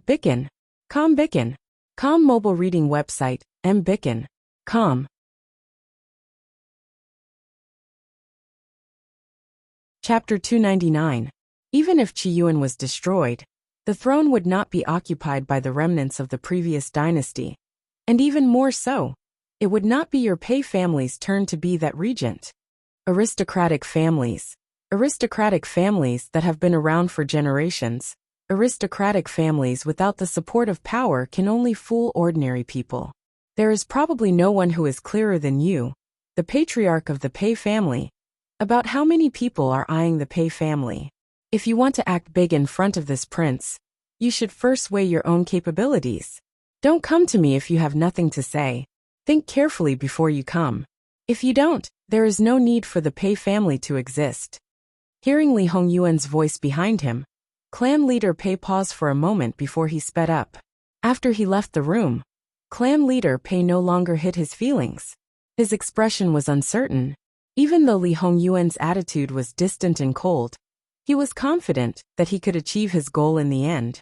Now that Li Hongyuan impatiently pointed it out, the advantage that he thought he had disappeared in an instant. Instead, he was being controlled tightly. Regardless of which dynasty it was, they hated the surviving members of the previous dynasty. Naturally, they would want to eliminate them completely, regardless of whether they were old, weak, women, or children. If the imperial court found out that the Pei family was hiding the descendants of the previous dynasty, they would definitely destroy the Pei family. Moreover, no other family would help them. No one would dare to interfere in the matter of exterminating the Pei family. Don't forget that the protection given by Emperor Taizu had a major prerequisite. In essence, the Pei clan was not favored by the Li royal clan. Let me ask you, it's already a change of dynasty. It's fine if you don't curry favor with me, the new emperor, but you still can't forget the previous dynasty. What is the meaning of this? Because the dynasty was not stable, and there were too many killings in the early stages. If they attacked the Pei family at this time, the newly established dynasty would immediately be in chaos.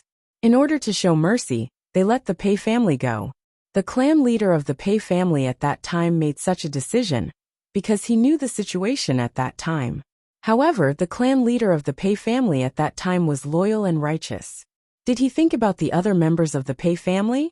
Moreover, how did he suppress the voices of the Pei family at that time?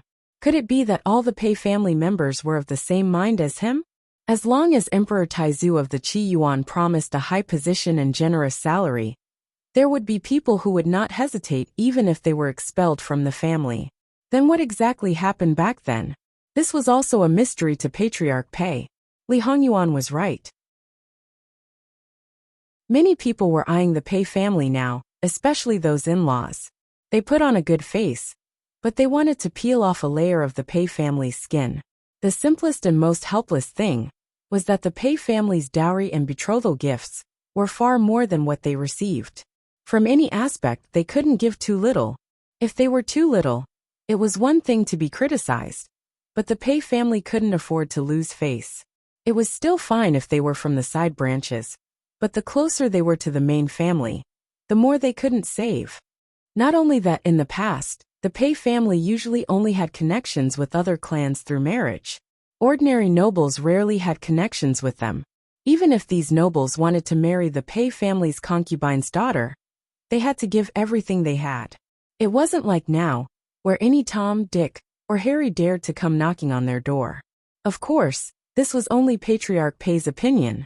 It wasn't that serious in nature. However, even if it was a Tom, Dick, or Harry, they weren't born with nothing. To put it bluntly, the Pei family, from top to bottom, were born with nothing. They were just ordinary people. No matter how many famous scholars there were, it couldn't change this fact. Just based on this point, they had no right to look down on others. However, it was a pity that clan leader Pei would never realize this. He was more concerned about Li Hongyuan now. How did he know about the descendants of the previous dynasty's imperial family? This could be considered the Pei family's biggest secret. Even in the Pei family, there were very few people who knew about it. They were all trustworthy people. Then, where did they go wrong? This kind of family extermination matter. Those who knew about it knew the severity of it. The possibility of it being accidentally found out was very small. In comparison, he was more inclined to believe that someone had leaked the secret, and that someone had done it in a very conscious state. Thinking about this, Patriarch Pei's face became colder. If he knew, however, this wasn't the main point now. The main point was how to deal with his grandson. According to the current situation, only he knew about this matter. If his father knew about it, he would have already made a move on the Pei family. He hid it, which meant that he had a motive. What he wanted was obvious at a glance. Now, he had to make a decision. He could only choose one of the two paths. In reality, after being exposed, there was no other choice. If he chose the descendants of the previous dynasty's imperial family, the Pei family would only have a dead end. His grandson became the only choice for the Pei family to rise again. In the face of life and death, in the face of future interests, Patriarch Pei's mind couldn't be clearer. However, at the same time, the Pei family had lost all initiative. If they had only wanted to help at 30% of their strength, he might have squeezed them into 120%. Patriarch Pei hated this feeling of being completely out of control and at the mercy of others. As for the person who had caused the Pei family to fall into this state, the only thing that comforted Patriarch Pei was that this grandson of his was very resourceful. The stronger he was, the greater the advantage he had in the fight for the throne. In the end, there would be fewer variables. However, although this kind of person would reduce the chances of those assisting him to perform, it would also reduce the danger that they faced. Patriarch Pei was very ambitious. Otherwise, he wouldn't have raised the descendants of the previous dynasty's imperial family. In the end, it would be very difficult to satisfy him. Moreover, he had a fatal weakness.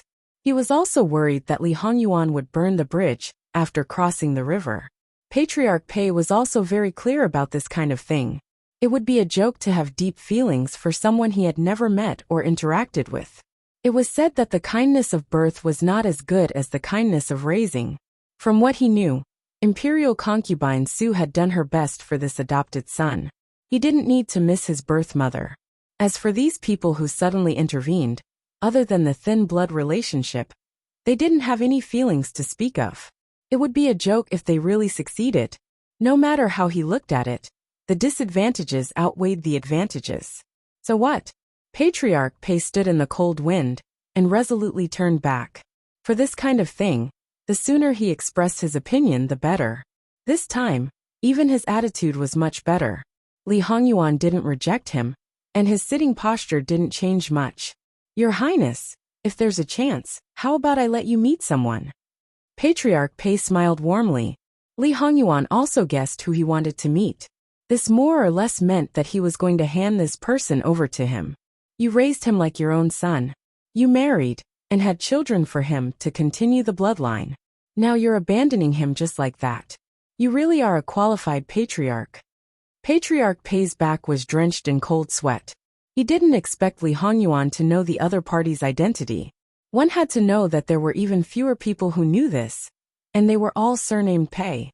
Could it be that he didn't mention it before, because he wanted to test him again? Why was it that the more he interacted with this grandson, the more he felt that this grandson was unfathomable?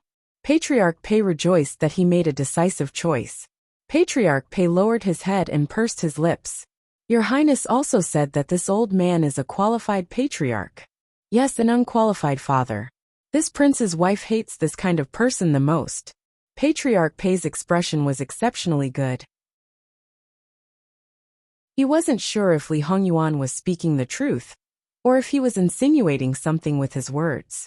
As a woman, Your Highness is inevitably soft-hearted. However, as the patriarch of a clan, you bear the expectations of all the clan members. Usually, it's best if everything is perfect, but when there's a conflict, you have to make a choice. Li Hongyuan nodded as if he agreed with Patriarch Pei's words. It's obvious what the choice is between the entire clan and an outsider who's like a puppet. It's just as Your Highness said. In essence, it's a matter of choosing the greater of two benefits. For the first time, Patriarch Pei felt that talking to someone was so tiring. In the end, he really couldn't figure out Li Hongyuan's true intentions. Your Highness's words seem inappropriate. This old man thinks that it's more appropriate to choose the lesser of two evils. This prince was talking about the time when Patriarch Pei wasn't the patriarch. Patriarch Pei didn't know how many times he had changed his expression tonight. He felt that he probably didn't look at the almanac when he came to see his grandson today. Perhaps it was written that everything was inappropriate. He had been the patriarch for nearly 20 years. Before that, The only thing his grandson had mentioned was about his mother. The problem was that was 28 years ago. There weren't many people who knew the details. Could it be that his source of information was actually the same as the news about the descendants of the previous dynasty's imperial family? It was very likely. Who was this person? Who was it? However, since he knew about what happened 28 years ago, the scope of his search was much smaller. Patriarch Pei smiled bitterly. But I don't know what your highness has heard. Who's the one who started this rumor? What happened 28 years ago wasn't like what happened with the descendants of the previous dynasty. There was no conclusive evidence. If he insisted, who could say anything? The one on the throne said it. Does Patriarch Pei want to confront him face to face? Li Hongyuan said casually. Patriarch Pei even felt that it was amusing. It was as if he knew what Patriarch Pei was up to, and was just teasing Patriarch Pei. But Patriarch Pei couldn't do anything about it. Patriarch Pei showed endless grief and indignation, but he seemed to be holding back because of the other party's identity. His Majesty's words are golden. Naturally, whatever he says is the truth. Li Hongyuan laughed lightly. His voice was clearly very pleasant to the ears, but to Patriarch Pei, it was filled with mockery. It was as if he was saying, "Who are you trying to show off to when everyone already knows this?" In Li Hongyuan's eyes, Patriarch Pei was just a clown. If he said it out loud, he could still argue for it.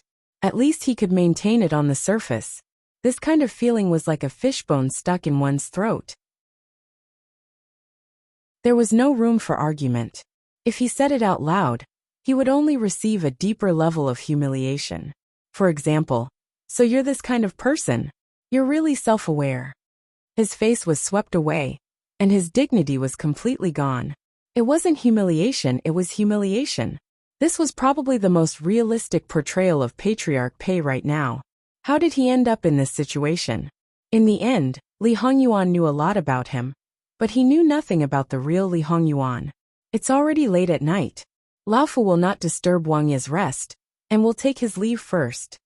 Patriarch Pei probably never expected that he would one day have to flee in defeat. Patriarch Pei shouldn't have turned back. Was it that his awareness wasn't deep enough? Or that he didn't want to disturb the noble Jin Qinhuang's rest? Patriarch Pei didn't want to think so much anymore. He hurriedly left. Being led by the nose, Patriarch Pei was naturally very unreconciled. However, he was a person who always put profit first. Would he bear a grudge against Li Hongyuan because of this, and consider finding another way out? No, he wouldn't. Not to mention the energy needed to make a new plan. The most secretive things could be known by this grandson.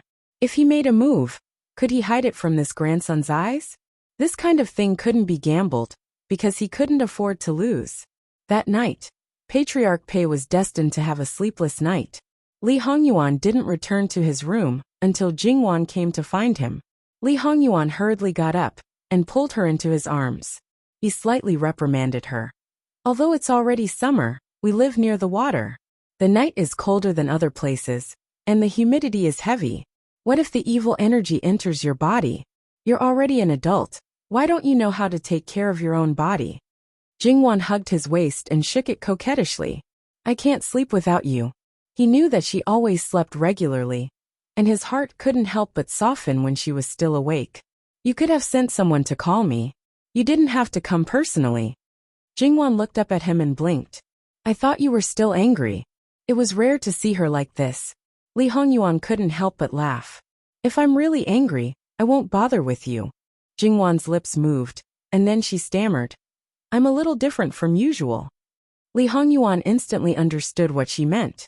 "Wan, if you miss me, you can tell me." Out of 10 times, he would use this as a pretext to make a fuss. That was called fun. When he was really angry, he wouldn't torture her. He was worried that he wouldn't be able to control himself and hurt her. However, his little sweetheart would misunderstand. In her eyes, was he someone who had to solve problems in bed? She was obviously an extremely intelligent woman. But why was she so pure in certain areas? He didn't know whether to laugh or cry, but he couldn't do anything to her.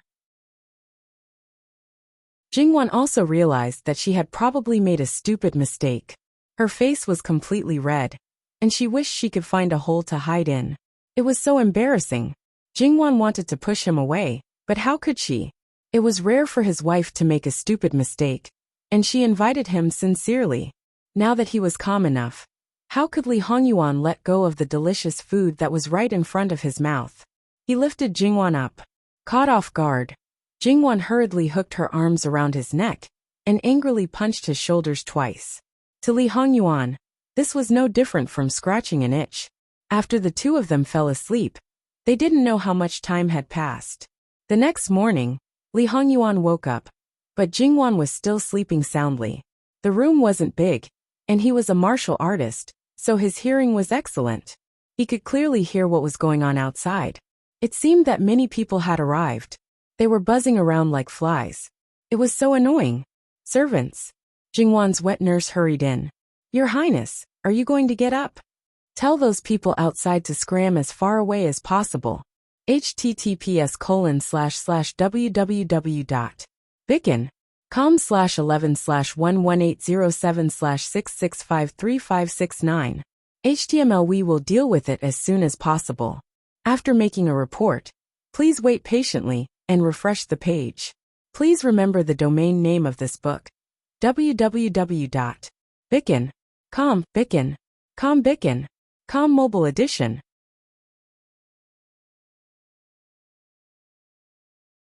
Chapter 300. Tell those people outside to scram as far away as possible. No one was surprised by Li Hongyuan's order. Jingwan's wet nurse responded softly and went out to pass on the message. Not long after, the sound disappeared, and even the other noises disappeared without a trace. This clearance was quite thorough. Li Hongyuan closed his eyes. No one knew if he was taking a nap or preparing to go back to sleep. Jingwan woke up naturally, not much later than usual. She didn't have the habit of lazing in bed, so she got up, washed up, and moved her arms and legs appropriately. When she turned around, a certain someone was still supporting his head with one hand, with a silk blanket draped around his waist, and looking at Jingwan with half-opened eyes. That posture was quite seductive. Speaking of which, there were so many things, but most of the things in their room were not taken away, especially the things on the bed. The bedroom was a place that those officials didn't dare to set foot in. It didn't matter how luxurious and extravagant it was. If they didn't even have this kind of treatment, Li Hongyuan would probably not hesitate to slaughter them. It would be abnormal if she didn't shorten her lifespan by a few years after facing such a man for a long time. Jingwan pinched her nose. If she wasn't obsessed with looks, she would be subconsciously obsessed with them. If she wasn't a pervert, she would feel sorry for herself if she didn't pounce on such a husband. In any case, Jingwan also felt that she was becoming more and more shameless. Thus, she pounced on Li Hongyuan without hesitation, leaving 2 teeth marks on his chest, and kissed him to her heart's content. Then, she looked up at him with a smile like a flower, and licked her lips with her tongue, as if she hadn't had enough. Li Hongyuan didn't move, nor did he respond. He just let Jingwan do what she wanted. When he saw Jingwan's appearance, he revealed a faint smile. He reached out and gently held the back of Jingwan's head, his fingertips rubbing the edge of her hair. Wan, you're so enthusiastic this morning. Did your husband not serve you well last night? Do you want to make up for it now? Jingwan's ears turned red, but she didn't back down. She drew circles on his shoulder with her finger. That's very thoughtful. But can't you let me savor it? Of course, how can it not be? I also want to savor it. It was not Li Hongyuan's style to let his wife take advantage of him.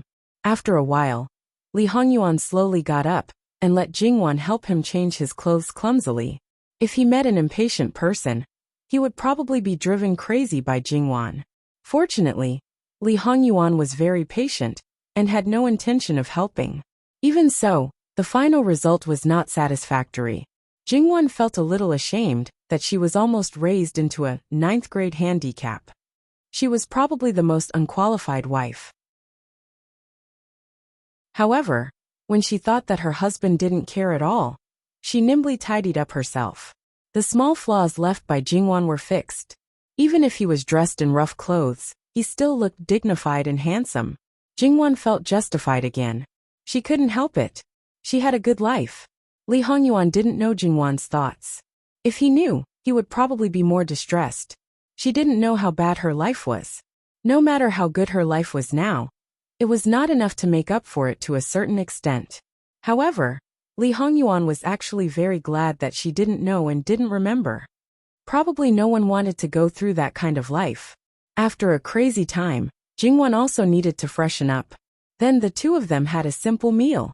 When everything was done, Jingwan followed Li Hongyuan out of the room. Caught off guard, Jingwan was really shocked.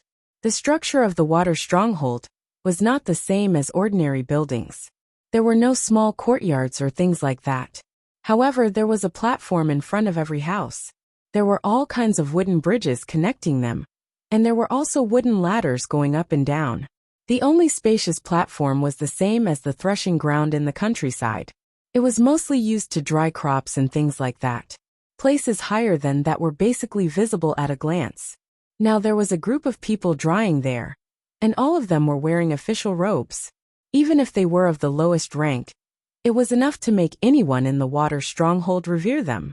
At this time, most people probably clearly understood that Li Hongyuan was not ordinary.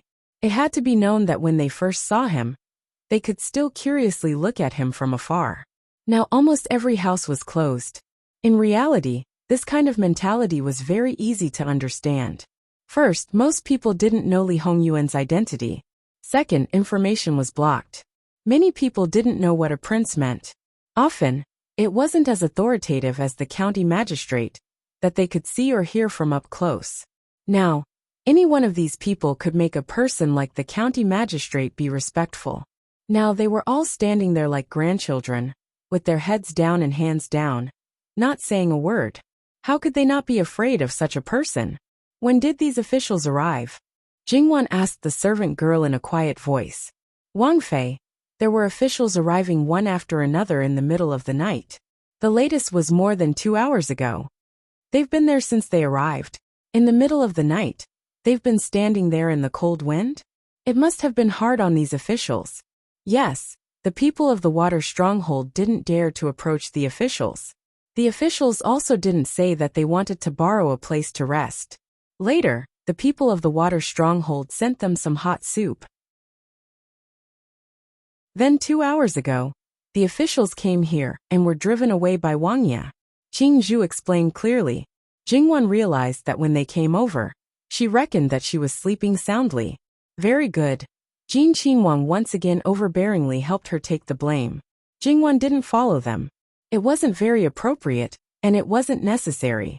After Li Hongyuan left, Jingwan had people move a small stool and sat on the edge of the small platform outside. Looking down, she could see most of the water stronghold and the sparkling water surface. This place had good mountains and water. It was good to live in for a short period of time, but the humidity was too heavy. It probably wouldn't be good to live in for a long time.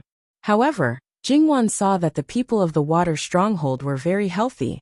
Perhaps there was a unique method to get rid of the humidity. Qingzhu-san, how is Darren's situation? Son Darren is already fine. He woke up last night. The people of the water stronghold are very good at dispelling snake venom. The snake venom has basically been completely removed. Rest more, and after a few days he will be fine.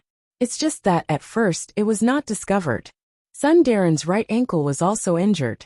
It is said that when it was discovered, it was already swollen like a steamed bun. That injury will probably require a longer period of recuperation. Qingzhu explained in detail. Jingwan was silent for a moment. It's good that he's fine. Let the wet nurse go see him. Just say that the past is over, and that he should take care of himself. Jingwan thought that her attitude was very straightforward and decisive. She didn't leave the impression that she was clingy. Sun Yilan's deep affection for her made her a little puzzled. Although, Li Hongyuan's deep affection for her also made her puzzled. Well, in her view of love, there was no such thing as love at first sight. But it didn't mean that others didn't. Moreover, Sun Yilan's feelings for her couldn't be considered as love at first sight. In the end, there was more or less a factor in it. Because of the restrictions on women, they didn't go out of the house, and had little contact with other men. Men naturally had little opportunities to come into contact with other women. This woman was easily moved by a man who existed most of the time, and relatively speaking, This man should be the same. Common interests were the cornerstone of a relationship. When Sun Yilin first fell in love with her, was there not a factor of flowers and trees in it? No one believed it. Yes, Qingzhu answered and turned to leave. When the wet nurse went to say it, of course, it wouldn't be as simple as just passing on Jingwan's words. Some things were better explained to him clearly. Perhaps it was a bit cruel for Sun Yilin. But as the saying goes, it's better to have a short pain than a long pain. Only when he completely let it go would it be the best result for everyone. As Jingwan expected, her wet nurse went to see Sun Yilin, and also sent some food. Because he hadn't eaten well for several days, the food sent was some light and liquid food. The wet nurse attentively served him the food. Then, according to his intention, she helped him up to sit by the window, and opened the window to let in some fresh air. However, from his position, he could see the big platform, but he couldn't see Jingwan's location. Although he couldn't hear the specific situation, but from the official's stiff posture, he could roughly guess what was going on. For the officials in the capital, the higher the rank, the more times they would experience Jin Qinhuang's fierceness. These people were no exception. Sun Yilin took 2 glances, and then withdrew his line of sight. Then he asked about the matter this time. The general content had already been strung together. As for the details, he only said that the situation at that time was too frightening. He was scared witless and just ran for his life. How could he pay attention to those things?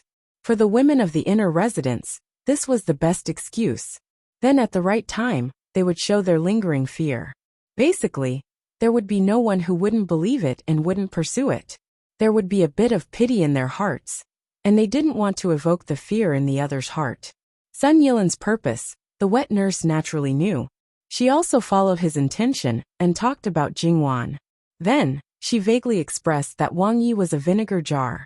Towards Wang Fei's previous 2 fiancés, he was very wary and possessive. Even if it was the brothers and elders of her maternal family, or even anyone else, as long as they paid more attention, Wang Fei might be tormented later on.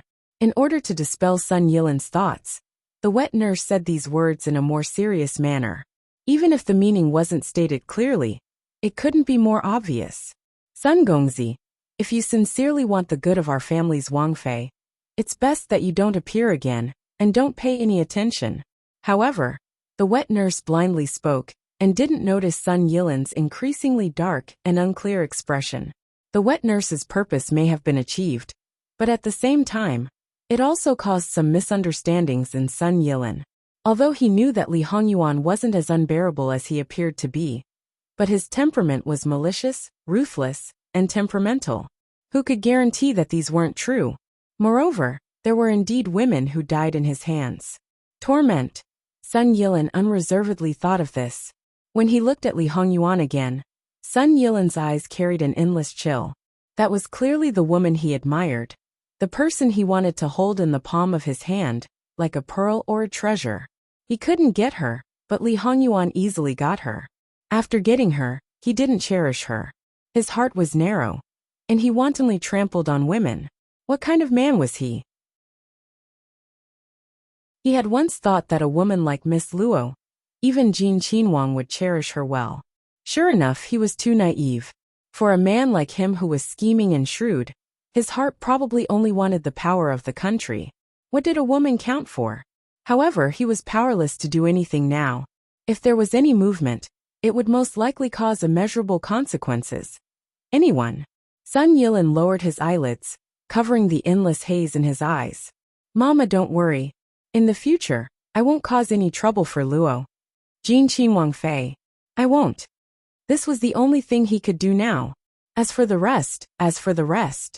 Sun Yilin's fingernails were almost about to sink into the flesh of his palms. The wet nurse breathed a sigh of relief and patted her chest, unconsciously revealing a smile. This naturally couldn't be better.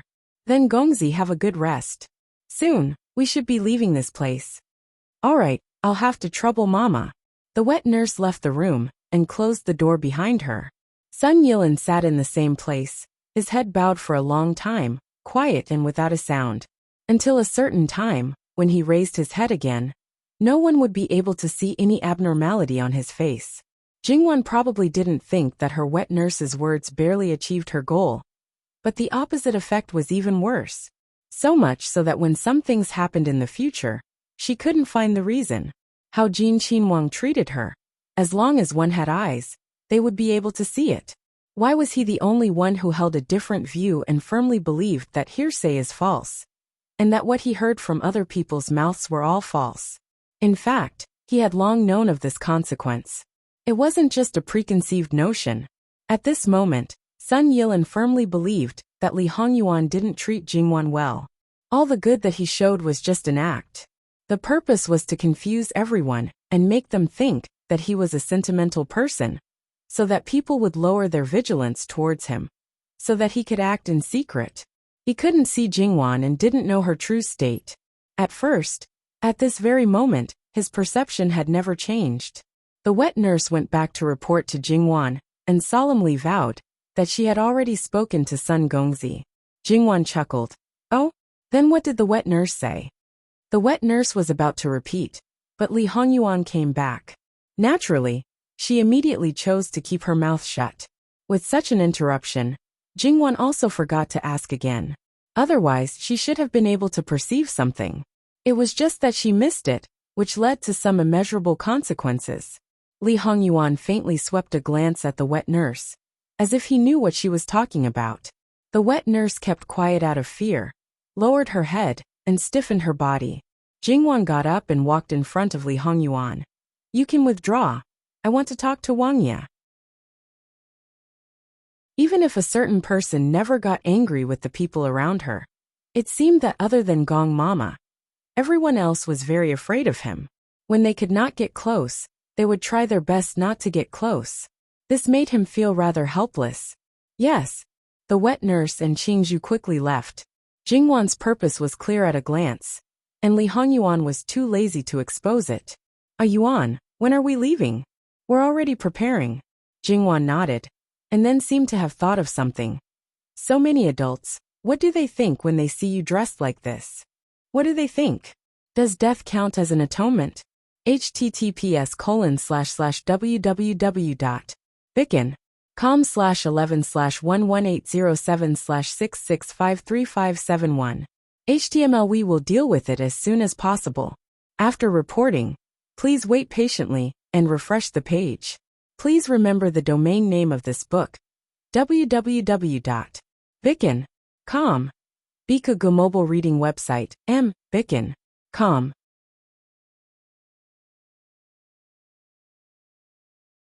Chapter 301. What thoughts? Does death count as an apology?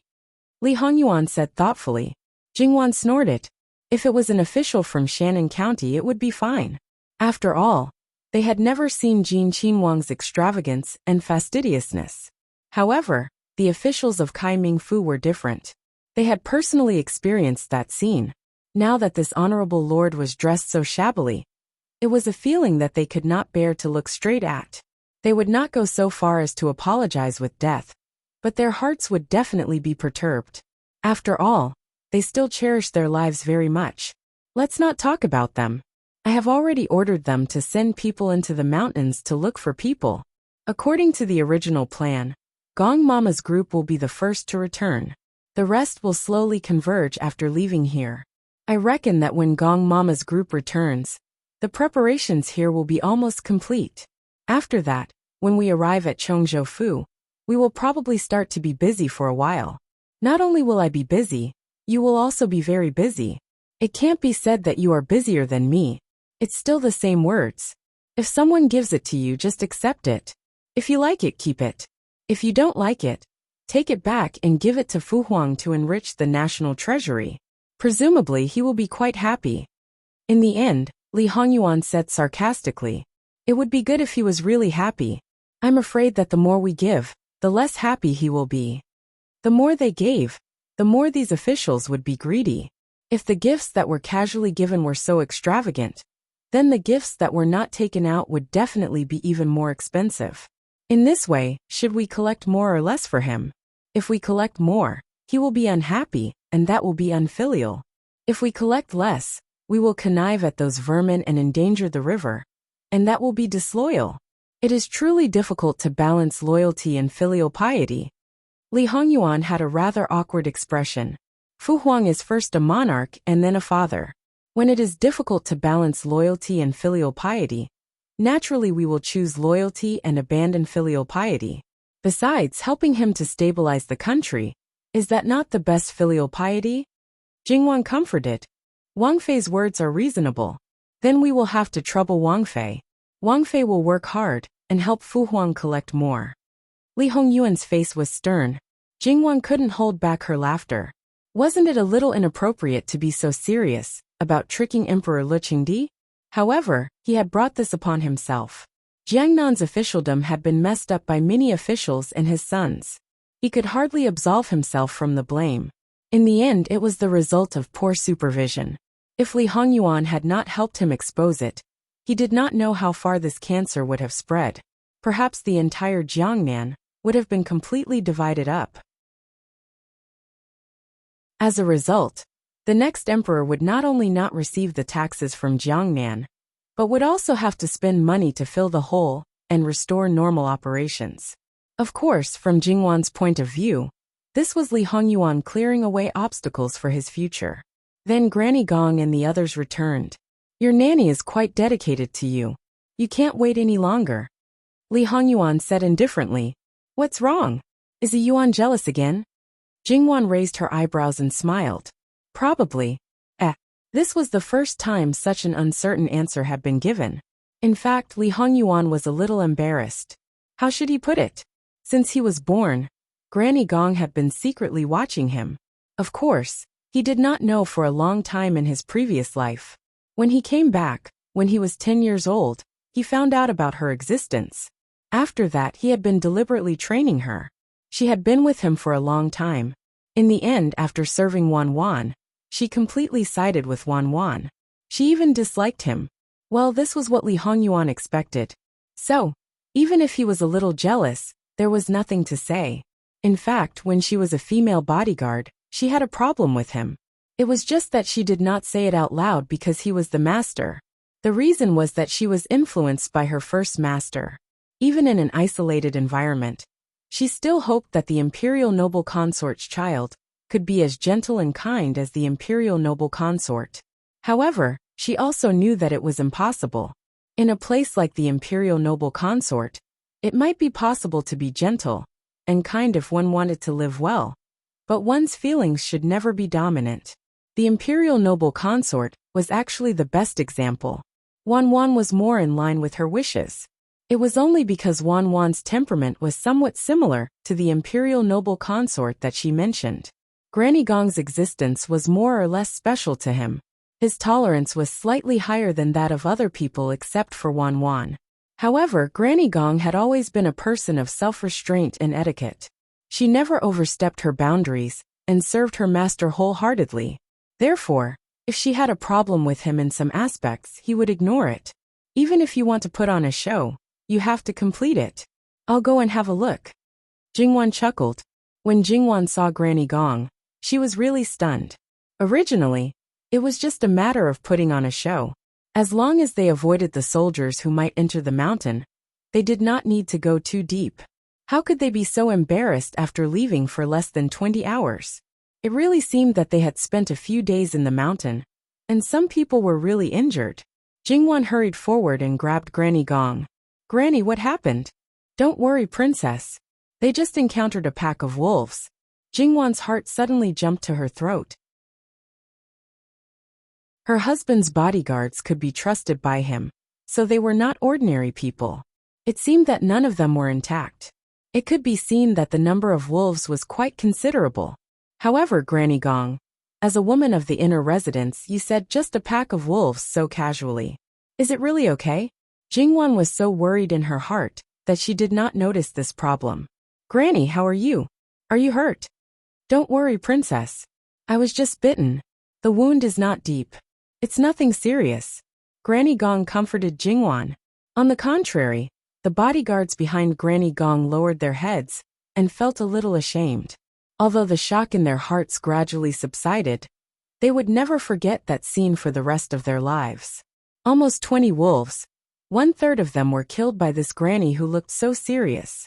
She was such an ordinary woman in daily life. But when she killed, she was so decisive and extremely cruel.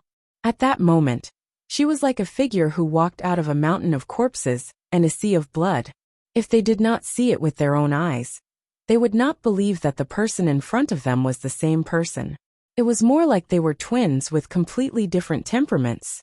Unfortunately, at this moment, there was no need to put on a show. Anyway, the officials did not dare to come close, and could not hear what they said. Jingwan asked people to treat their wounds quickly. Li Hongyuan looked at Jingwan, who was worried and busy. His expression was indifferent, as if it had nothing to do with him. When the bodyguard's wounds were almost treated with the help of others, Li Hongyuan appeared. They hurriedly got up. "Greetings, master." Li Hongyuan casually waved his hand. "What's the situation?" "Master, it should be purely an accident. After the wolves were killed, we carefully checked the surrounding situation. There was nothing unusual." However, Li Hongyuan was not satisfied with this answer. "Ani, send a message to the people outside. Investigate again." He knew very well that there was at least a group of people hidden in the dark. They had nothing to do with the real water bandits. It was only because of clan leader Pei's strange movements that the other party's plan was interrupted. The problem was that there was no trace of these people. The people who stayed in Kaming Mansion to keep an eye on the officials did not send any valuable information. Therefore, he could not let his guard down. Yes, looking at it now, the people who stayed by Li Hongyuan's side were either weak or injured. Moreover, the people who served him were far from enough. It should be considered a good opportunity to operate. However, this matter was not urgent. No matter what, they had to reach Chongzhou Mansion first. Even if there was a girl who could be considered acceptable in this place, she was not one of their own. Everything was ready to go. Because the waterway in the middle was narrow, large ships could not enter. Similarly, they could only use small boats. Now that there were too many people, they could only split into batches. When the large number of soldiers had almost left, they carefully asked Li Hongyuan and the others to leave. Just like when Li Hongyuan saw them before, he did not make things difficult for them and left as he said. However, the officials who came from Kaming Mansion were exceptionally perturbed. Because at this time, Jin Qinhuang was increasingly cold and severe. It was clear that he was suppressing a burst of anger. The more he suppressed it, the more it would explode. It was better to vent some of it now. It must be known that the anger in Kaming Mansion had not been vented yet. Their emotions imperceptibly infected the people of Shannon County. As a result, all the officials seemed to shrink back a little. At this time, it was still considered early. The sun was far from reaching the top of their heads. Beads of sweat were falling down one by one. When Jingwan saw this, she felt a little pity. Was this living king of hell so terrifying? However, at this time, she naturally could not tear down her own husband's stage. Even if she was dressed in plain clothes, she still properly carried herself. With a cold face, she expressed that she was also quite unhappy. Her gaze swept over the former governor of Tongzhou County. It was only a demotion of 3 levels. Wasn't it a little too little? Then she took a look at the big winner, Governor Su. He still had a respectful and humble appearance. After they all boarded the small boat and left one after another, 2 soldiers knocked on Sun Yilin's door. "Sun Darren, it's time to go. Come in." Sun Yilin's voice that was neither sad nor happy came over. These 2 people happened to be searching with Sun Yilin, and naturally knew about Sun Yilin's current state. Some gossip could not be said, but in fact, they sympathized with Sun Yilin. "You say, you have a dignified appearance, a strong background, and also received the emperor's favor. At a young age, you held an important position, and had a boundless future. How many good girls in the world were waiting for you to choose from?" Well, they also did not understand this kind of thing. Perhaps Jin Qinhuang Fei was really that good. It was clearly not that long ago, but when Jingwan boarded the official boat on the canal again, she had a kind of absent-minded feeling. This experience seemed to be really special. This was also when a certain person had eliminated the dangerous elements. Otherwise, it would not be the so-called special, but thrilling and exciting. Thinking about that scene, would anyone like it? It was hard to say if one had not experienced it. However, unless one was someone who liked excitement, otherwise, under normal circumstances, no one would like it. Because the canal was still blocked, even if there were many official boats, there was no need to clear the area in advance. The journey was smooth and unimpeded. Because the wind had been following them, they arrived at Cheongjo Prefecture very quickly. The ferry in Cheongjo Prefecture was naturally not as good as in Kaming Prefecture. However, now was not the time to look at this. They roughly understood the situation of Li Hongyuan and the others, so they had prepared everything they needed. Not only that, it should be said that the women of the inner residence knew the ways of the inner residence better. The maids they had prepared were also the best.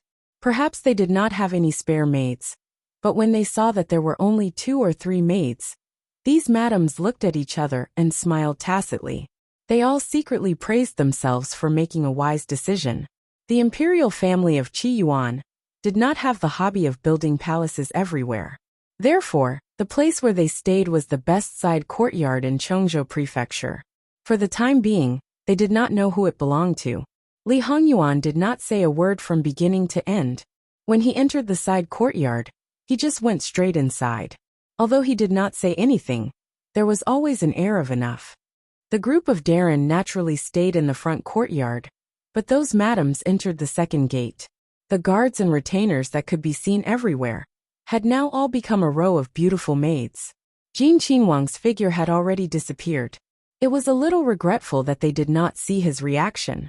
Madams, it has been hard on you to carefully select these people, Jingwan said with a faint smile, but anyone could see that there was no smile in her eyes.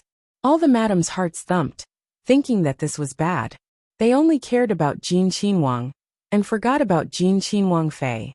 As long as it was a woman, they would not like someone to put beautiful women in front of their husband. Now that so many of them were placed in her eyes, it was especially eye-catching. Although everything depended on Jin Qinhuang Fei also could not be neglected. This pillow talk was sometimes more powerful than anything else. One of the madam's mind turned quickly.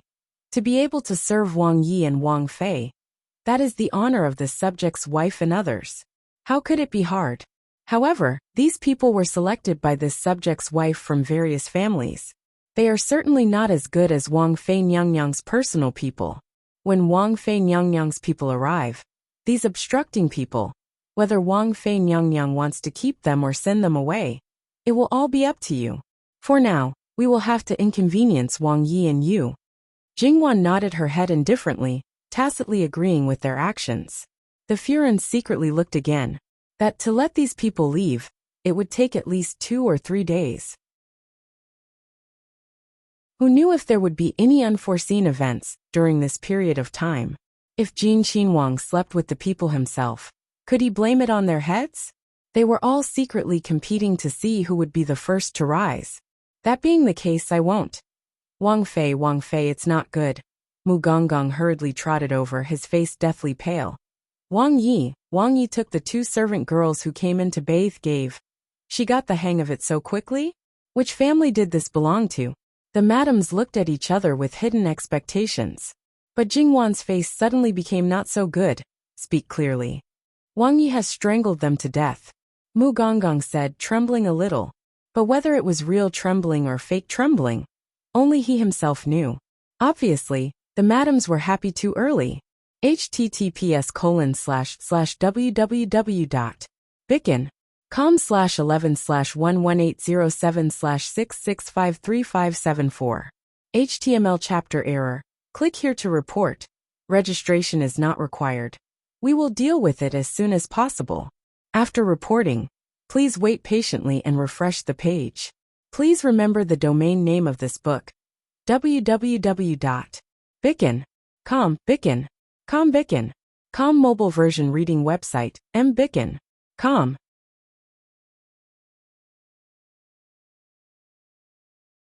Chapter 302. Jingwan covered her eyes with her hands, hiding all her emotions. After a moment, she put down her hands and said coldly, "Madams, you can go back first." Since this person came to this courtyard, it has nothing to do with your families. Obviously, this was to help them absolve themselves of the blame. One had to know that in this kind of situation, not to mention finding trouble with the murderer, only the murderer would vent his anger on others. If he really wanted to get to the bottom of this, then it was obvious that the family that the two maidservants originally belonged to would have to bear the responsibility. Jingwan said that the people in this courtyard had nothing to do with them. Naturally, she drew a clear line between them and the people in this courtyard. The joy and expectation on the madam's faces froze on their faces. Because of the shock that appeared in an instant, their faces were distorted. Obviously, their bodies had given such a direct reaction, but their minds were still in a daze. Only when Jingwan spoke did they respond with an "oh." In fact, they probably didn't know what they said. Jingwan didn't bother to pay attention to them anymore. She had already done her utmost benevolence. Muan, see the guests out. She flicked her sleeves and left. This place was far from being familiar with. Jingwan casually asked a person to lead the way.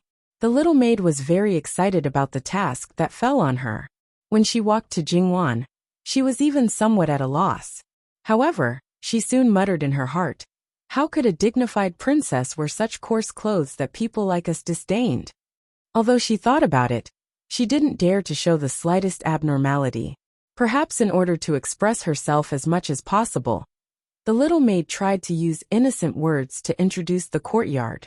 Obviously, she didn't know what happened in the backyard. If it was in a normal situation, Jingwan might be in the mood to listen. But now, she only felt bored and unconsciously frowned. Qingzhu grabbed the little maid. "Okay, let's stop here. Take this broken silver to buy sweets first. Later, the princess will reward you heavily." Although the little maid was somewhat unwilling, she naturally accepted the reward happily. Then she left while looking back 3 times with every step, hoping that Jingwan would let her stay. Although it was a bath, it was not in the bathroom at the back of the bedroom. Instead, it was a small hot spring at the back of the main courtyard. There was no door, only layers of gauze curtains. The faint sound of water could be heard. Obviously, Li Hongyuan was still inside. Jingwan looked at the person who was wrapped in the mat on the ground. She could only vaguely see a pair of bare feet. She no longer had any hope. This time, Li Hongyuan really did not hesitate to kill someone. In such a short time, it was not difficult to guess that he did not hesitate at all.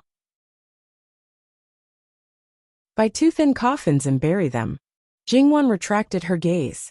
Could Jingwan's heart be as calm as still water in the face of the dead? No, it was just that he was already dead. What else could he do? 2 guards came forward, nimbly carried the bodies and left quickly. They seemed to be quite skilled in their work. Jingwan looked at the small hot spring again. Although she had seen Li Hongyuan kill people before, it was under special circumstances. This time, Jingwan seemed to truly understand what it meant to be malicious, ruthless, and temperamental. 2 fresh lives were killed without any hesitation. She had told him not to kill unless it was necessary. He had said it well. What about these 2 people? Did they have to die? At this moment, Jingwan was actually a little hesitant. Originally, these 2 bodies could have been disposed of before she arrived. He could also have asked someone to keep the news a secret. But he did not do so. So did he deliberately leave them for her to see? Jingwan stood in the same place, looking at an unknown place in a daze. Nurse Gong and the others stood to the side anxious. But they could only be anxious. At this time, they could not say or do anything. Then, Jingwan finally came back to her senses. Nurse Gong spread the news. Make sure everyone in this courtyard knows. There's no need to ban them. Yes, this method was not only to prevent some people from having evil thoughts, but also to prevent them from losing their lives. Jingwan finally lifted the layers of gauze curtains. When she reached the last layer, she happened to meet Li Hongyuan's eyes. At that moment, it was as if everything in the world was frozen. After calming down, Jingwan even thought about what it meant to have a gaze that lasted 10,000 years. This was probably it. No matter if the other person did something that made you unhappy, you could forgive and tolerate them. You had him in your heart, and he would always be there. That was all. She had probably fallen into this man's hands. Not to mention other things, when her 3 views could be changed for him, her bottom line could also be lowered again and again. What else was there to say? Perhaps they still needed to get used to each other. But many things were already confirmed.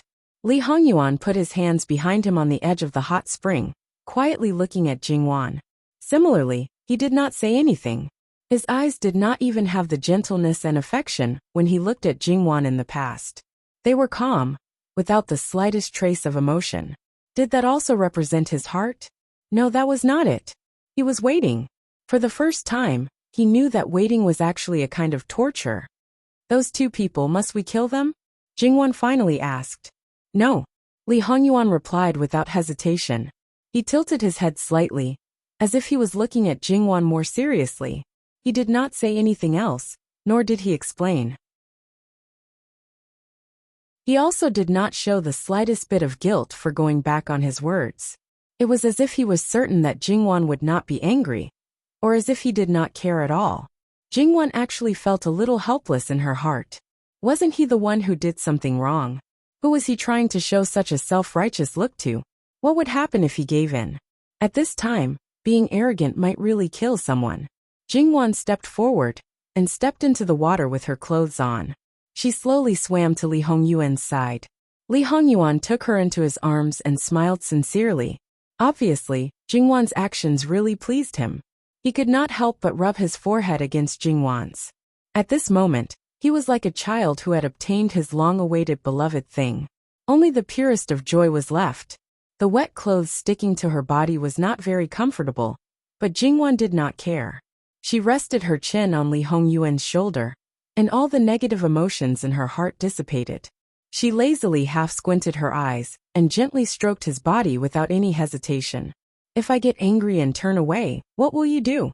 Wan, why don't you take a guess? Li Hongyuan said meaningfully.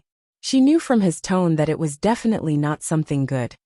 I'm not guessing, but it's most likely that I won't like it. So Wan, you should feel wise for your choice. Li Hongyuan kissed her forehead again. It was not a wise choice, nor was it a deliberate avoidance of possible danger. It was just because of this man. Even if he did not show anything, she always felt that if she left, he would be sad. He would not show his sadness. How could she bear to? The 2 of them were sticky in the small hot spring, whispering sweet nothings to each other. The adults in the outer courtyard were not in a good mood, especially after learning about someone's atrocity. Compared to Li Hongyuan, Jingwan, and the others, they were really not in a good mood, especially those of a certain age. Since last night, they had been tossing and turning, and basically did not eat or drink much. It could be said that they were physically and mentally exhausted. When they were on the boat, they had some time to rest, but in this state, how could they fall asleep? At this moment, they could not hold on any longer. Their bodies were really shaking.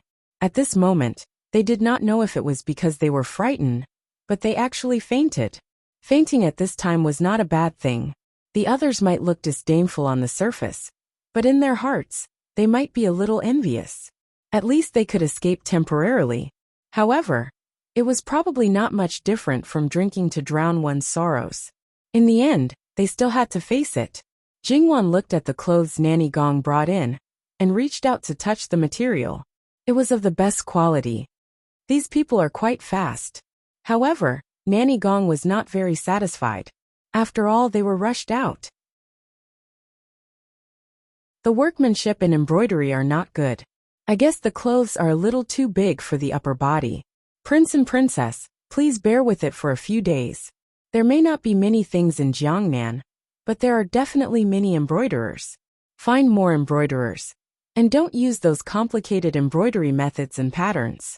Choose simple and delicate ones, and the final result will be the same. It's not that bad. Nanny, you can deal with the rest as you see fit. Embroidery was secondary. The workmanship and the fit were the most important. They had been used to it for a long time. If the workmanship was not good, or the fit was not good, they could easily feel it. Li Hongyuan watched and listened idly. When they finished and Nanny Gong turned to leave, he stood up. He casually wiped off the water droplets on his body, and then put on the clothes. Unconsciously he frowned. As expected, the things rushed out are not good. See, it was like this. They knew what was good and bad when they put on the clothes. It's mainly because we don't know the size. It's good that we didn't make it too small for you. Jingwan helped him adjust the position of his shoulders.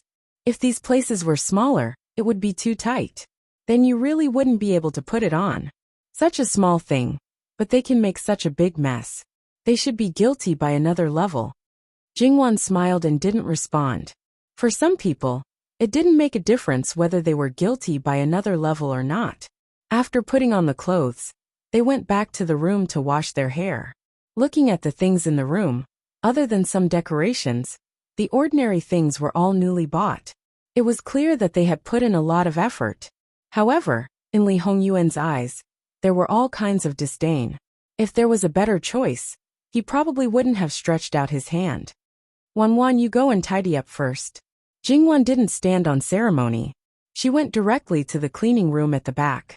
Then Eunuch Mu entered the room and reported the situation of the officials. Li Hongyuan didn't even lift his eyelids. Tell them to get out of here. Without my summons, they are not allowed to appear in front of me. Yes, it was the same trick, but the officials of Kaming Prefecture were familiar with it. They were unfamiliar with it the first time, but they were familiar with it the second time. Their expressions were normal. The officials of Chongzhou Prefecture had such a wonderful expression. However, without Li Hongyuan's order, the people of Kaming Prefecture could only waste their time here. They belonged to Tongzhou Prefecture, so they couldn't interfere in the affairs of Shannon Prefecture. Especially those soldiers could only shrink back. It was so miserable. From top to bottom, they had things to do in their own territory, and were relaxed, but they had to pretend to be subservient here. As expected, the calmest one was still Governor Su. According to his words, it was rare for him to leave Tongzhou Prefecture.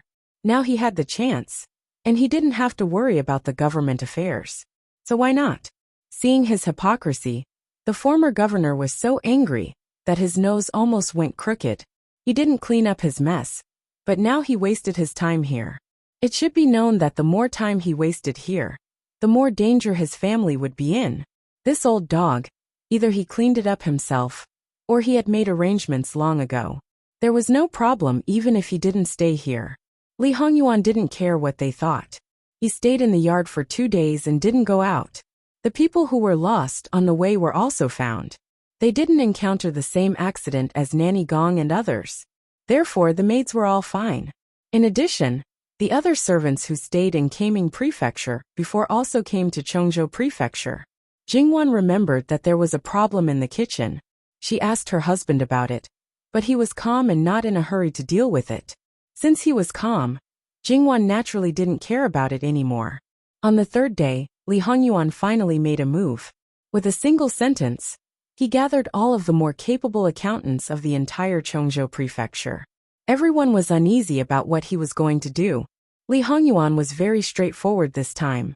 He did not keep everyone in suspense. With a single order, he handed over all of the accounts of the Chongzhou Prefecture for the past 10 years, from various aspects. This move was simple and crude. Previously, even if they thought of all ways to settle the accounts, 10 years was too long. No matter how they settled it, there would be loopholes. Moreover, they used all the accountants in Chongzhou Prefecture, including the merchants' private accounts, the various government offices' accounts, and the big houses' accounts. It could be said that all kinds of people were mixed together. Because of this, it was harder to fake it. The hearts of the officials were beating wildly. They tried to find all kinds of words to delay it. Li Hongyuan didn't say a word. Then the blackguards were mobilized. Initially, there were 50 blackguards on the surface. Although they knew through certain channels that the number needed to be doubled, now, damn it, the number had reached 500. It was a dark mass. Just looking at it made people tremble. Even if there were tens of thousands of ordinary soldiers, they wouldn't have such a feeling. The blackguards wouldn't be courteous to you. If you dared to stop them, they wouldn't hesitate to draw a knife to your neck. If you snorted, you would see blood. Li Xian personally led the team. He was overflowing with hostility. He was simply another version of the King of Hell. The person in charge at first tried to joke with him, but he directly cut off an arm, killing the chicken to warn the monkey. It could be said that he was ruthless. Therefore, the time to collect the account books was rather fast. They were all gathered in the courtyard where Li Hongyuan and the others were temporarily staying. Li Hongyuan showed up. All the officials in Chengzhou Prefecture were also gathered. They moved the Arhut bed and leaned against it in full view of everyone. Swinging his horsetail whisk, Eunuch Mu stepped forward and said to the accountants in a sharp voice, "Listen up, everyone. Each of you will have a part of these account books. Separate rooms have been prepared for each of you. Check them carefully. Don't count on cheating. The account books that have been checked will be handed over to other people to check. If the people behind you can't find out the truth, you have to consider more than just your own heads. Think about your family members. https://www.bicken.com/11/11807/6653575. HTML chapter error. Click here to report. No registration required. We will deal with it as soon as possible. After reporting, please wait patiently and refresh the page. Please remember the domain name of this book, www.bicken.com mobile version reading website, mbicken.com.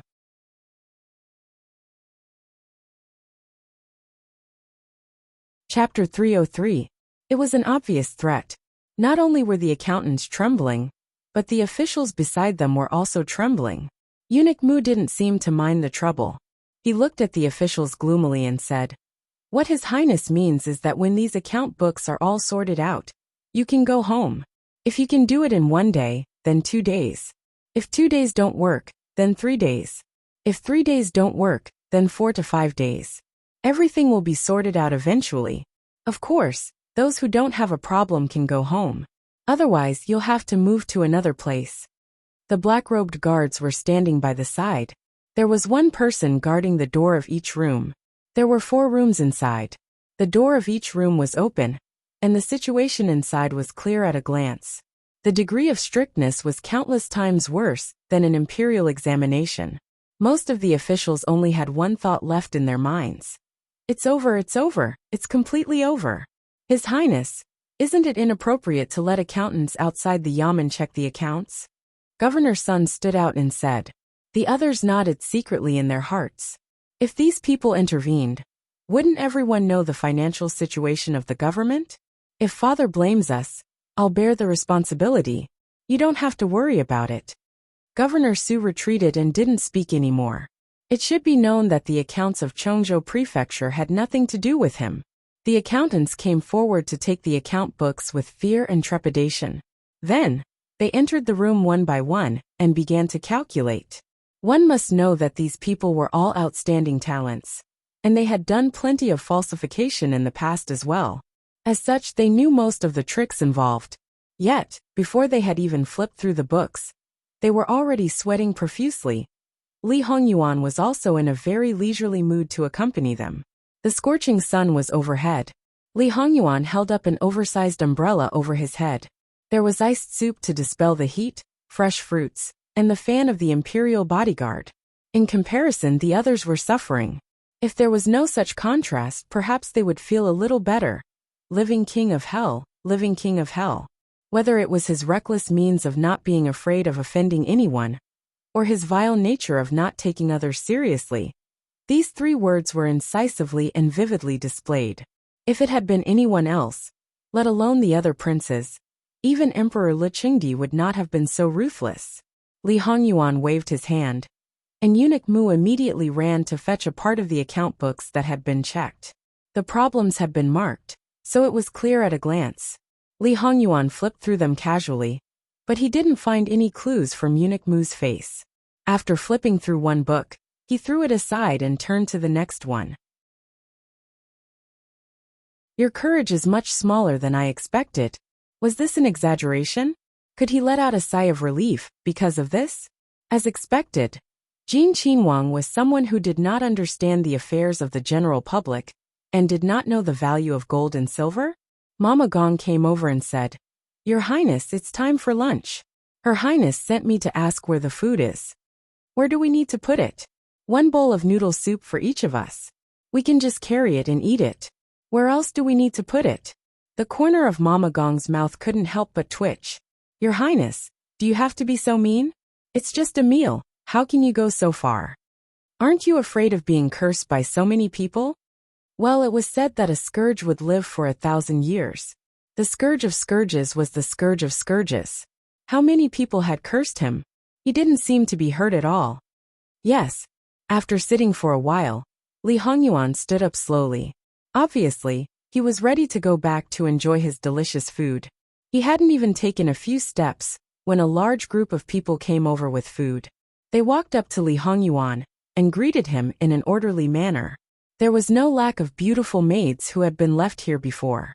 However, no one dared to do anything unruly now, let alone seducing the master of the palace. Your Highness, Her Highness said that this table must be here and sent someone to ask. It was superfluous, so she asked us to bring it over. After all, they had been husband and wife for more than 2 months. In addition, they had been together day and night. Their relationship had warmed up quickly. Some things should be said and shouldn't be said, but they had spoken frankly. The tacit understanding gradually formed. For example, at this moment, Mama Gong hadn't gone back yet. Jingwan turned her head, and guess what Li Hongyuan might do? She directly made the decision.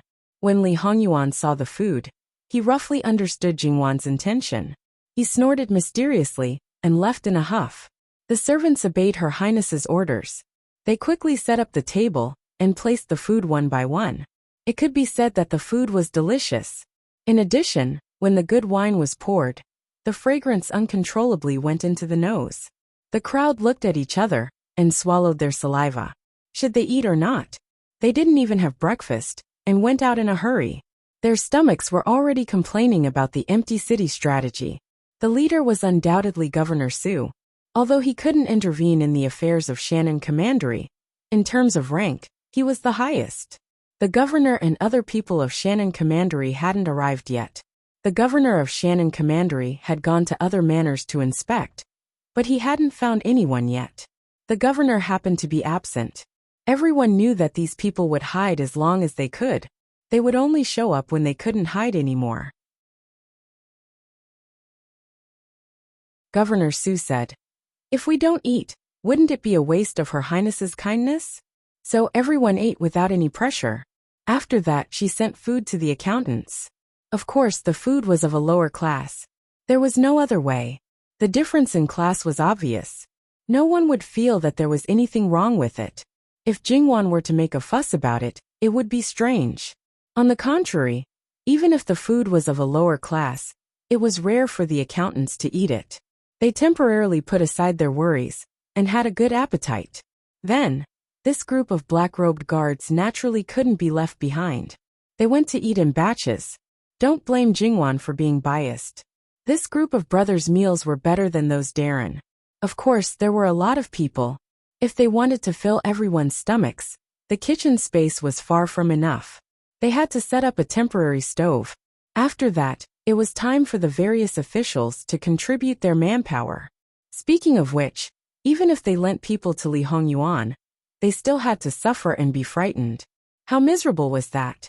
After the meal, the accountants continued to work.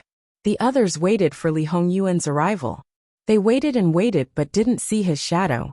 Although they didn't want to face Li Hongyuan, but if he was in front of them, they could feel a little more at ease.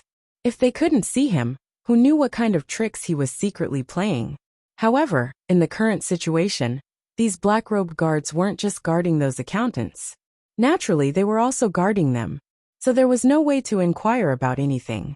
They could only hope that Jin Qinhuang was actually intoxicated by the warmth and tenderness and had been staying in the inner courtyard. However, was Li Hongyuan in the inner courtyard? As the saying goes, good things don't come true, bad things come true. Li Hongyuan really wasn't in the other courtyard at this moment.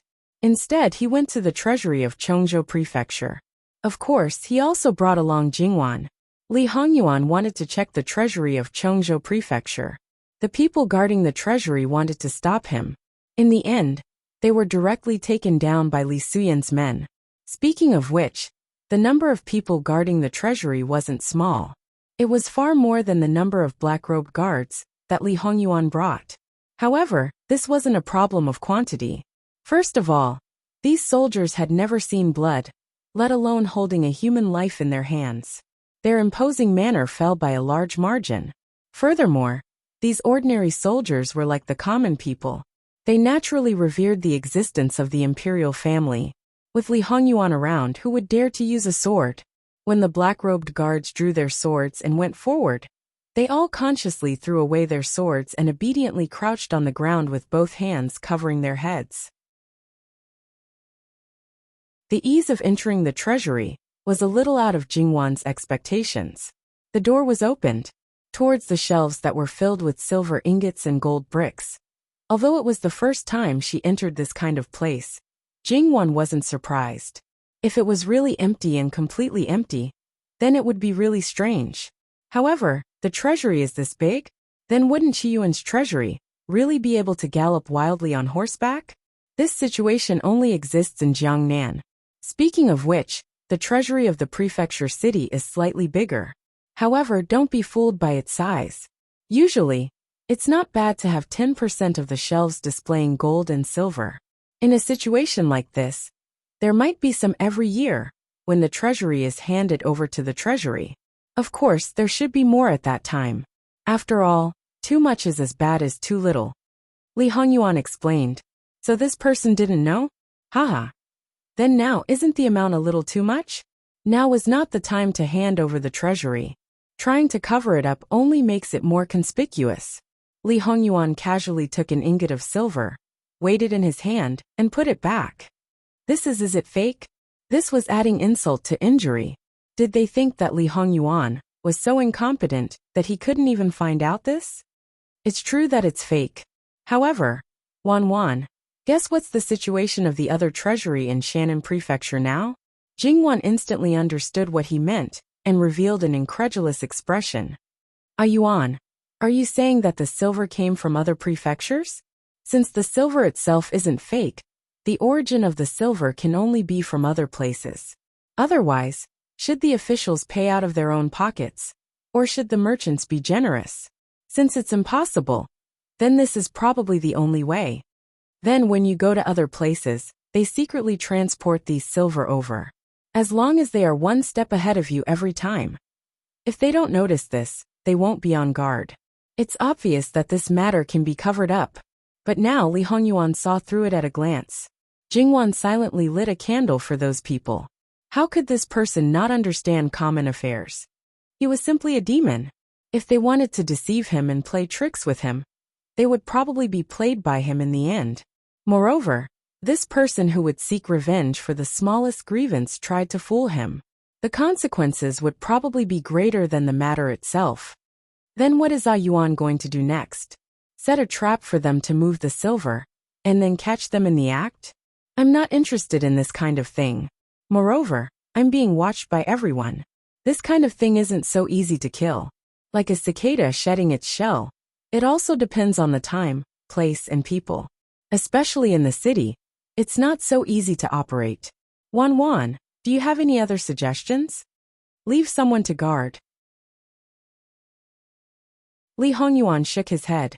If there are too few people, it won't be of much use. We don't have to go through the main door to transport these things out. If there are too many people, we won't have enough manpower. We can barely take care of the front, but we will definitely be stretched out behind. So this is not realistic. Thinking about it, it was true. Jingwan thought about it again. Suddenly her eyes lit up. How about we melt all the gold and silver, and make a large one? The kind that can't be moved.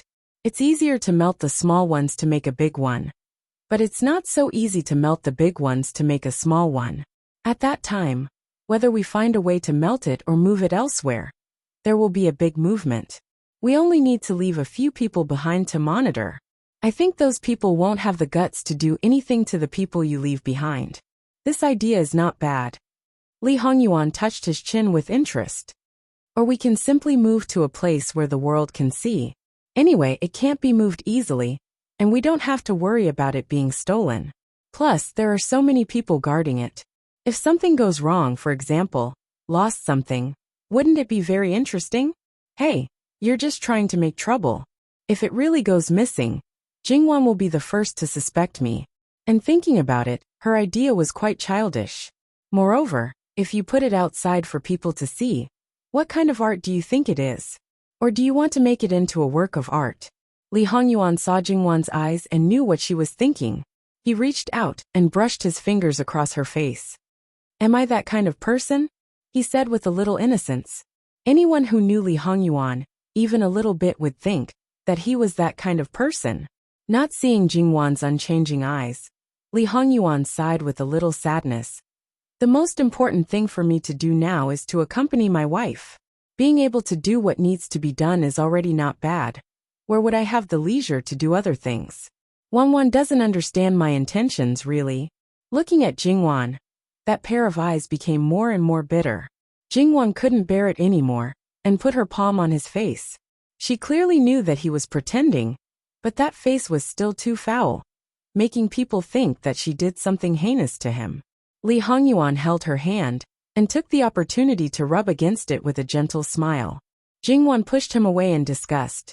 He was clearly doing something immoral, but it gave people a very warm feeling. People who saw this kind of scene probably wouldn't think that it was fake. That kind of feeling couldn't be faked, and even if it was fake, it wouldn't be to this extent. In front of Jin Qinhuang Fei, Jin Qinhuang's entire person was completely different. He probably put her at the tip of his heart, and loved her miserably. Digression. There's one more chapter later.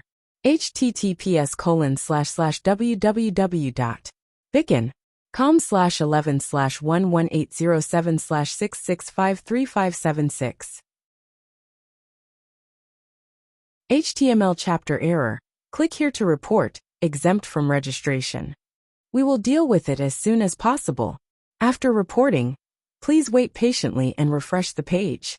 Please remember the domain name of this book, www.bicken.com. Bikago mobile reading website, bicken.com.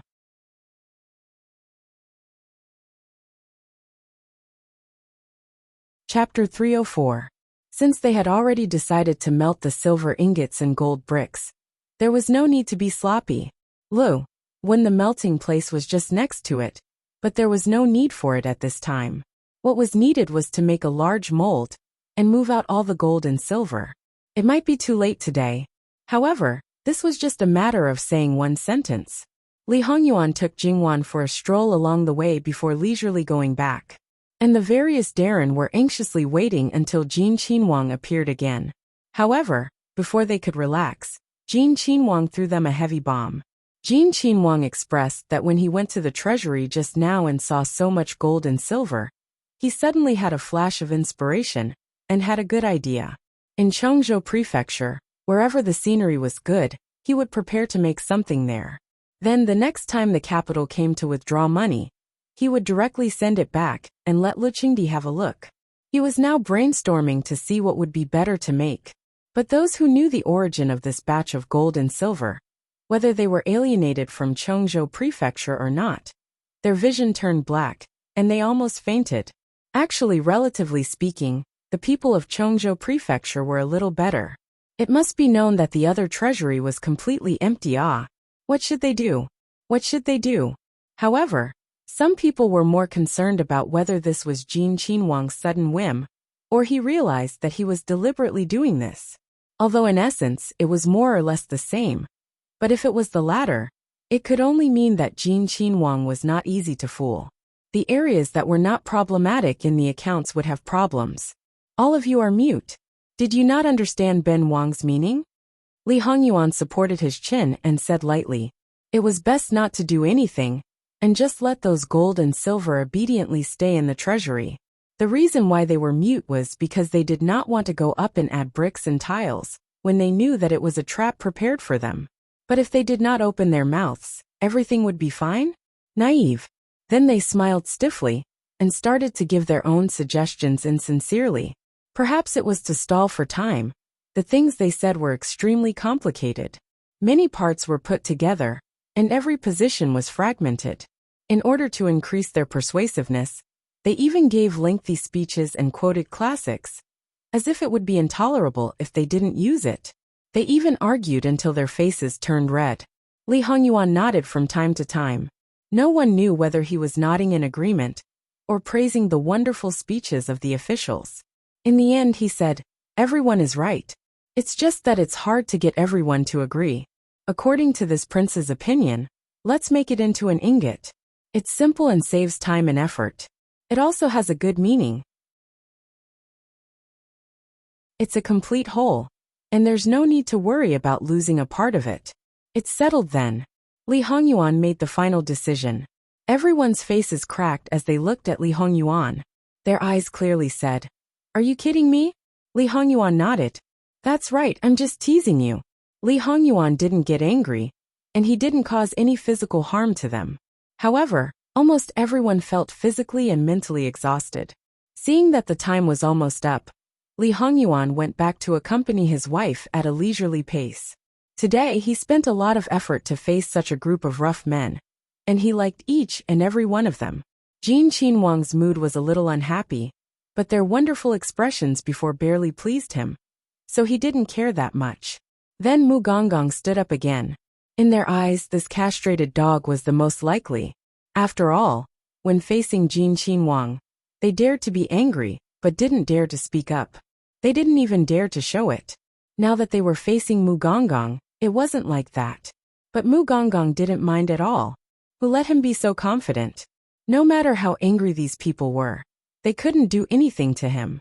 Facing these people who couldn't wait for him to die, but couldn't do anything to him, his heart still felt a little vile pleasure. To let Jingwan know of his thoughts, there was only one sentence. How could the word cheap be enough? Mu Gonggong only had one purpose for staying behind, and that was to pass on Wang Ye's words. He allowed them to go back and tidy up. Starting tomorrow, they would have to sleep on the floor in this courtyard. You don't need to bring too many things, and the servants also need to bring along. Who let your Chongzhou Fu be so shabby, to prepare such a shabby place for your mistress? It's also a little bigger than a palm. If there are too many things, there's no place to separate them. If there are too many people, there's no place to step on. You don't need to worry about food. Wang Fei has never treated people harshly in this aspect. Oh, I almost forgot. Wang Ye also said that if there are official matters that have not been dealt with, remember to go back and deal with them. Those are the important matters, and cannot be delayed. Cannot be delayed. Let them go back earlier. It would have been dealt with earlier. Jingwan also knew that these people had been tortured badly by Li Hongyuan. But when she thought of the financial matters, she couldn't sympathize with them at all. In comparison, Li Hongyuan's little prank was simply a small matter and harmless.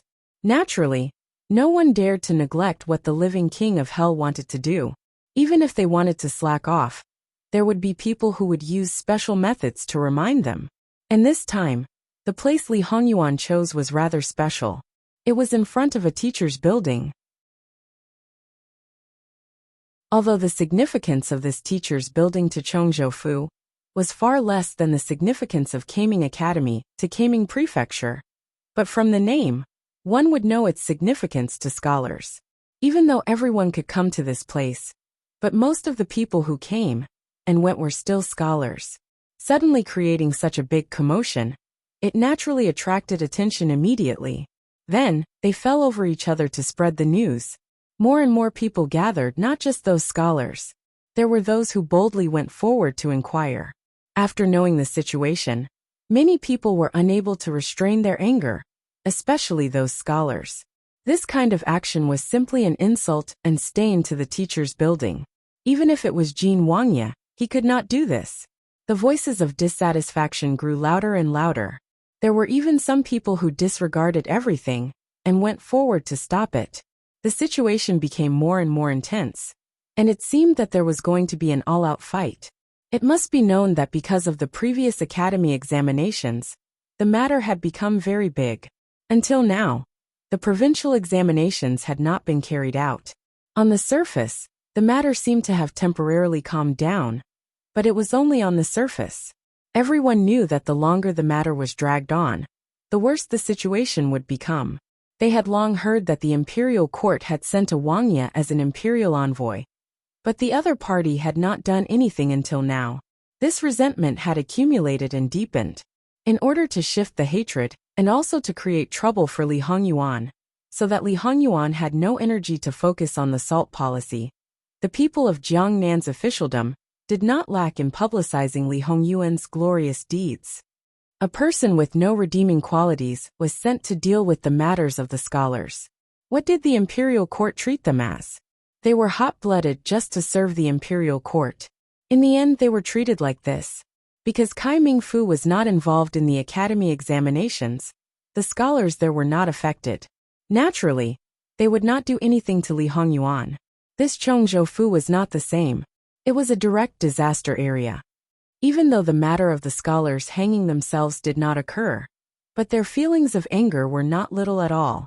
Li Hongyuan's action at this moment was simply like hitting the muzzle of a gun and detonating a barrel of gunpowder. Anger burned reason, and then directly acted. In such a situation, not only did no one stand out to stop it, on the contrary, there were people fanning the flames. Otherwise, the situation would not have escalated so quickly. Speaking of which, even though the officials had been detained by Li Hongyuan, not all of the officials of Chongzhou were present. In reality, there were many officials who did not even have the right to stand in front of Li Hongyuan. These people could not see their superiors, but that did not mean they did not have a tacit understanding. When they learned that Li Hongyuan had chosen to forge large gold and silver ingots in front of the teacher's building, many people were secretly delighted. The opportunity had come. Some people had received instructions beforehand. In the chaos, not only did they act against the enemy, they also acted against their own people. From fists to flesh, to knives to flesh, it was only a matter of an instant. Angry roars were mixed with blood-curdling screams. There were also cries of murder and death, coming from who knows where. However, if one were to look closely, they would discover that in the chaotic crowd, there were a few people who would always make a move at the most appropriate time. They were agile and decisively stopped the fatal attacks. Therefore, no matter how chaotic the situation was, there were no casualties. The first to notice these people were naturally those who fanned the flames. They thought, "Oh no," and secretly prepared to retreat. However, they would often be caught from behind before they could take 3 steps back. Just when they did not know how to end the situation, a group of men in black seemed to have descended from the sky. Like sharp blades, they ruthlessly pierced through and separated the people at lightning speed. Anyone who resisted would be unceremoniously attacked. They would not faint, nor would they die. They only made them lose their ability to move for a short time. In the blink of an eye, the chaotic situation was completely under control. Then, the sound of gongs and drums rang, accompanied by the sound of quickly retreat. 2 groups of soldiers quickly arrived and isolated the unrelated people outside. Li Hongyuan was at the front, followed by Yu Zhongqing, Li Suyan, and An Yi. At this moment, the 4 of them had the same thing on them. It was as cold as the edge of a blade. It's just a small matter. How can it cause such a ruckus? The small official in charge of this matter immediately came out and knelt on the ground. He was about to explain. Li Hongyuan's eyes swept over. Take him down. Remove him from his position and investigate. He did not allow the other party to say a word. Li Suyan. Li Suyan flipped off the horse and saluted Li Hongyuan. Then he just casually waved his hand. Then, the people who were mixed in the chaos immediately came out. Everyone was carrying 1 or more people in their hands. Looking at their clothes, they were those who participated in the task assigned by Li Hongyuan. Most of them were there, but there were 3 who were wearing student uniforms. One of them seemed to be very famous among the students. Because they saw him being treated like this, even the students who were unable to move had some expressions on their faces. "Students, please don't be angry. Wang Ye is here in person, he will give us justice." He hurriedly dissuaded them. When he looked at Li Hongyuan, he was neither servile nor overbearing. Before he was modest, but now he was arrogant. No one felt that his attitude was wrong. Many people were convinced by his pride, and felt that this was the role model of a scholar. Li Hongyuan sneered. "Wang Ye is here in person, who told you?" That person was slightly stuck. "I heard that Jin Wang Ye is handsome and unparalleled." Anyone who sees him, no one doesn't recognize him. Heard. Where did you hear it? This is the first time Ben Wang left the capital. Regarding this face, how could it be known to everyone? Before you speak, you should think of a draft. When everyone heard it, it seemed that it was true. Not to mention that the other party was a member of the imperial family. Generally, people wouldn't dare to talk about him. Moreover, he was a man. Qi Yuan didn't have the so-called male style. Who would talk about a man's appearance for no reason? Even if it was a famous courtesan somewhere. It would be good if her beauty could leave the land. Can't say it? I know quite a lot about you. So I hope you can maintain this lofty and unyielding character. Li Hongyuan's voice fell. Li Suyan cooperated and took out a booklet. She opened it and read out the other party's name, age, place of birth, and family background. It was a determined, diligent, filial, loyal, and righteous person. Although his family was poor, he had a proud and upright image. For months ago, a windfall fell from the sky, a huge sum of 50,000 taels of silver.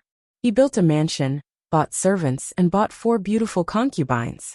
He doted on his concubines and neglected his wife. He injured his father-in-law and brother-in-law. He ran amok in the village and joined hands with the academy's professors to secretly suppress 3 other students. https://www.bicken.com/11/11807/66535777. HTML chapter error. Please click here to report. Registration is not required. We will deal with it as soon as possible. After reporting, please wait patiently and refresh the page. Please remember the domain name of this book.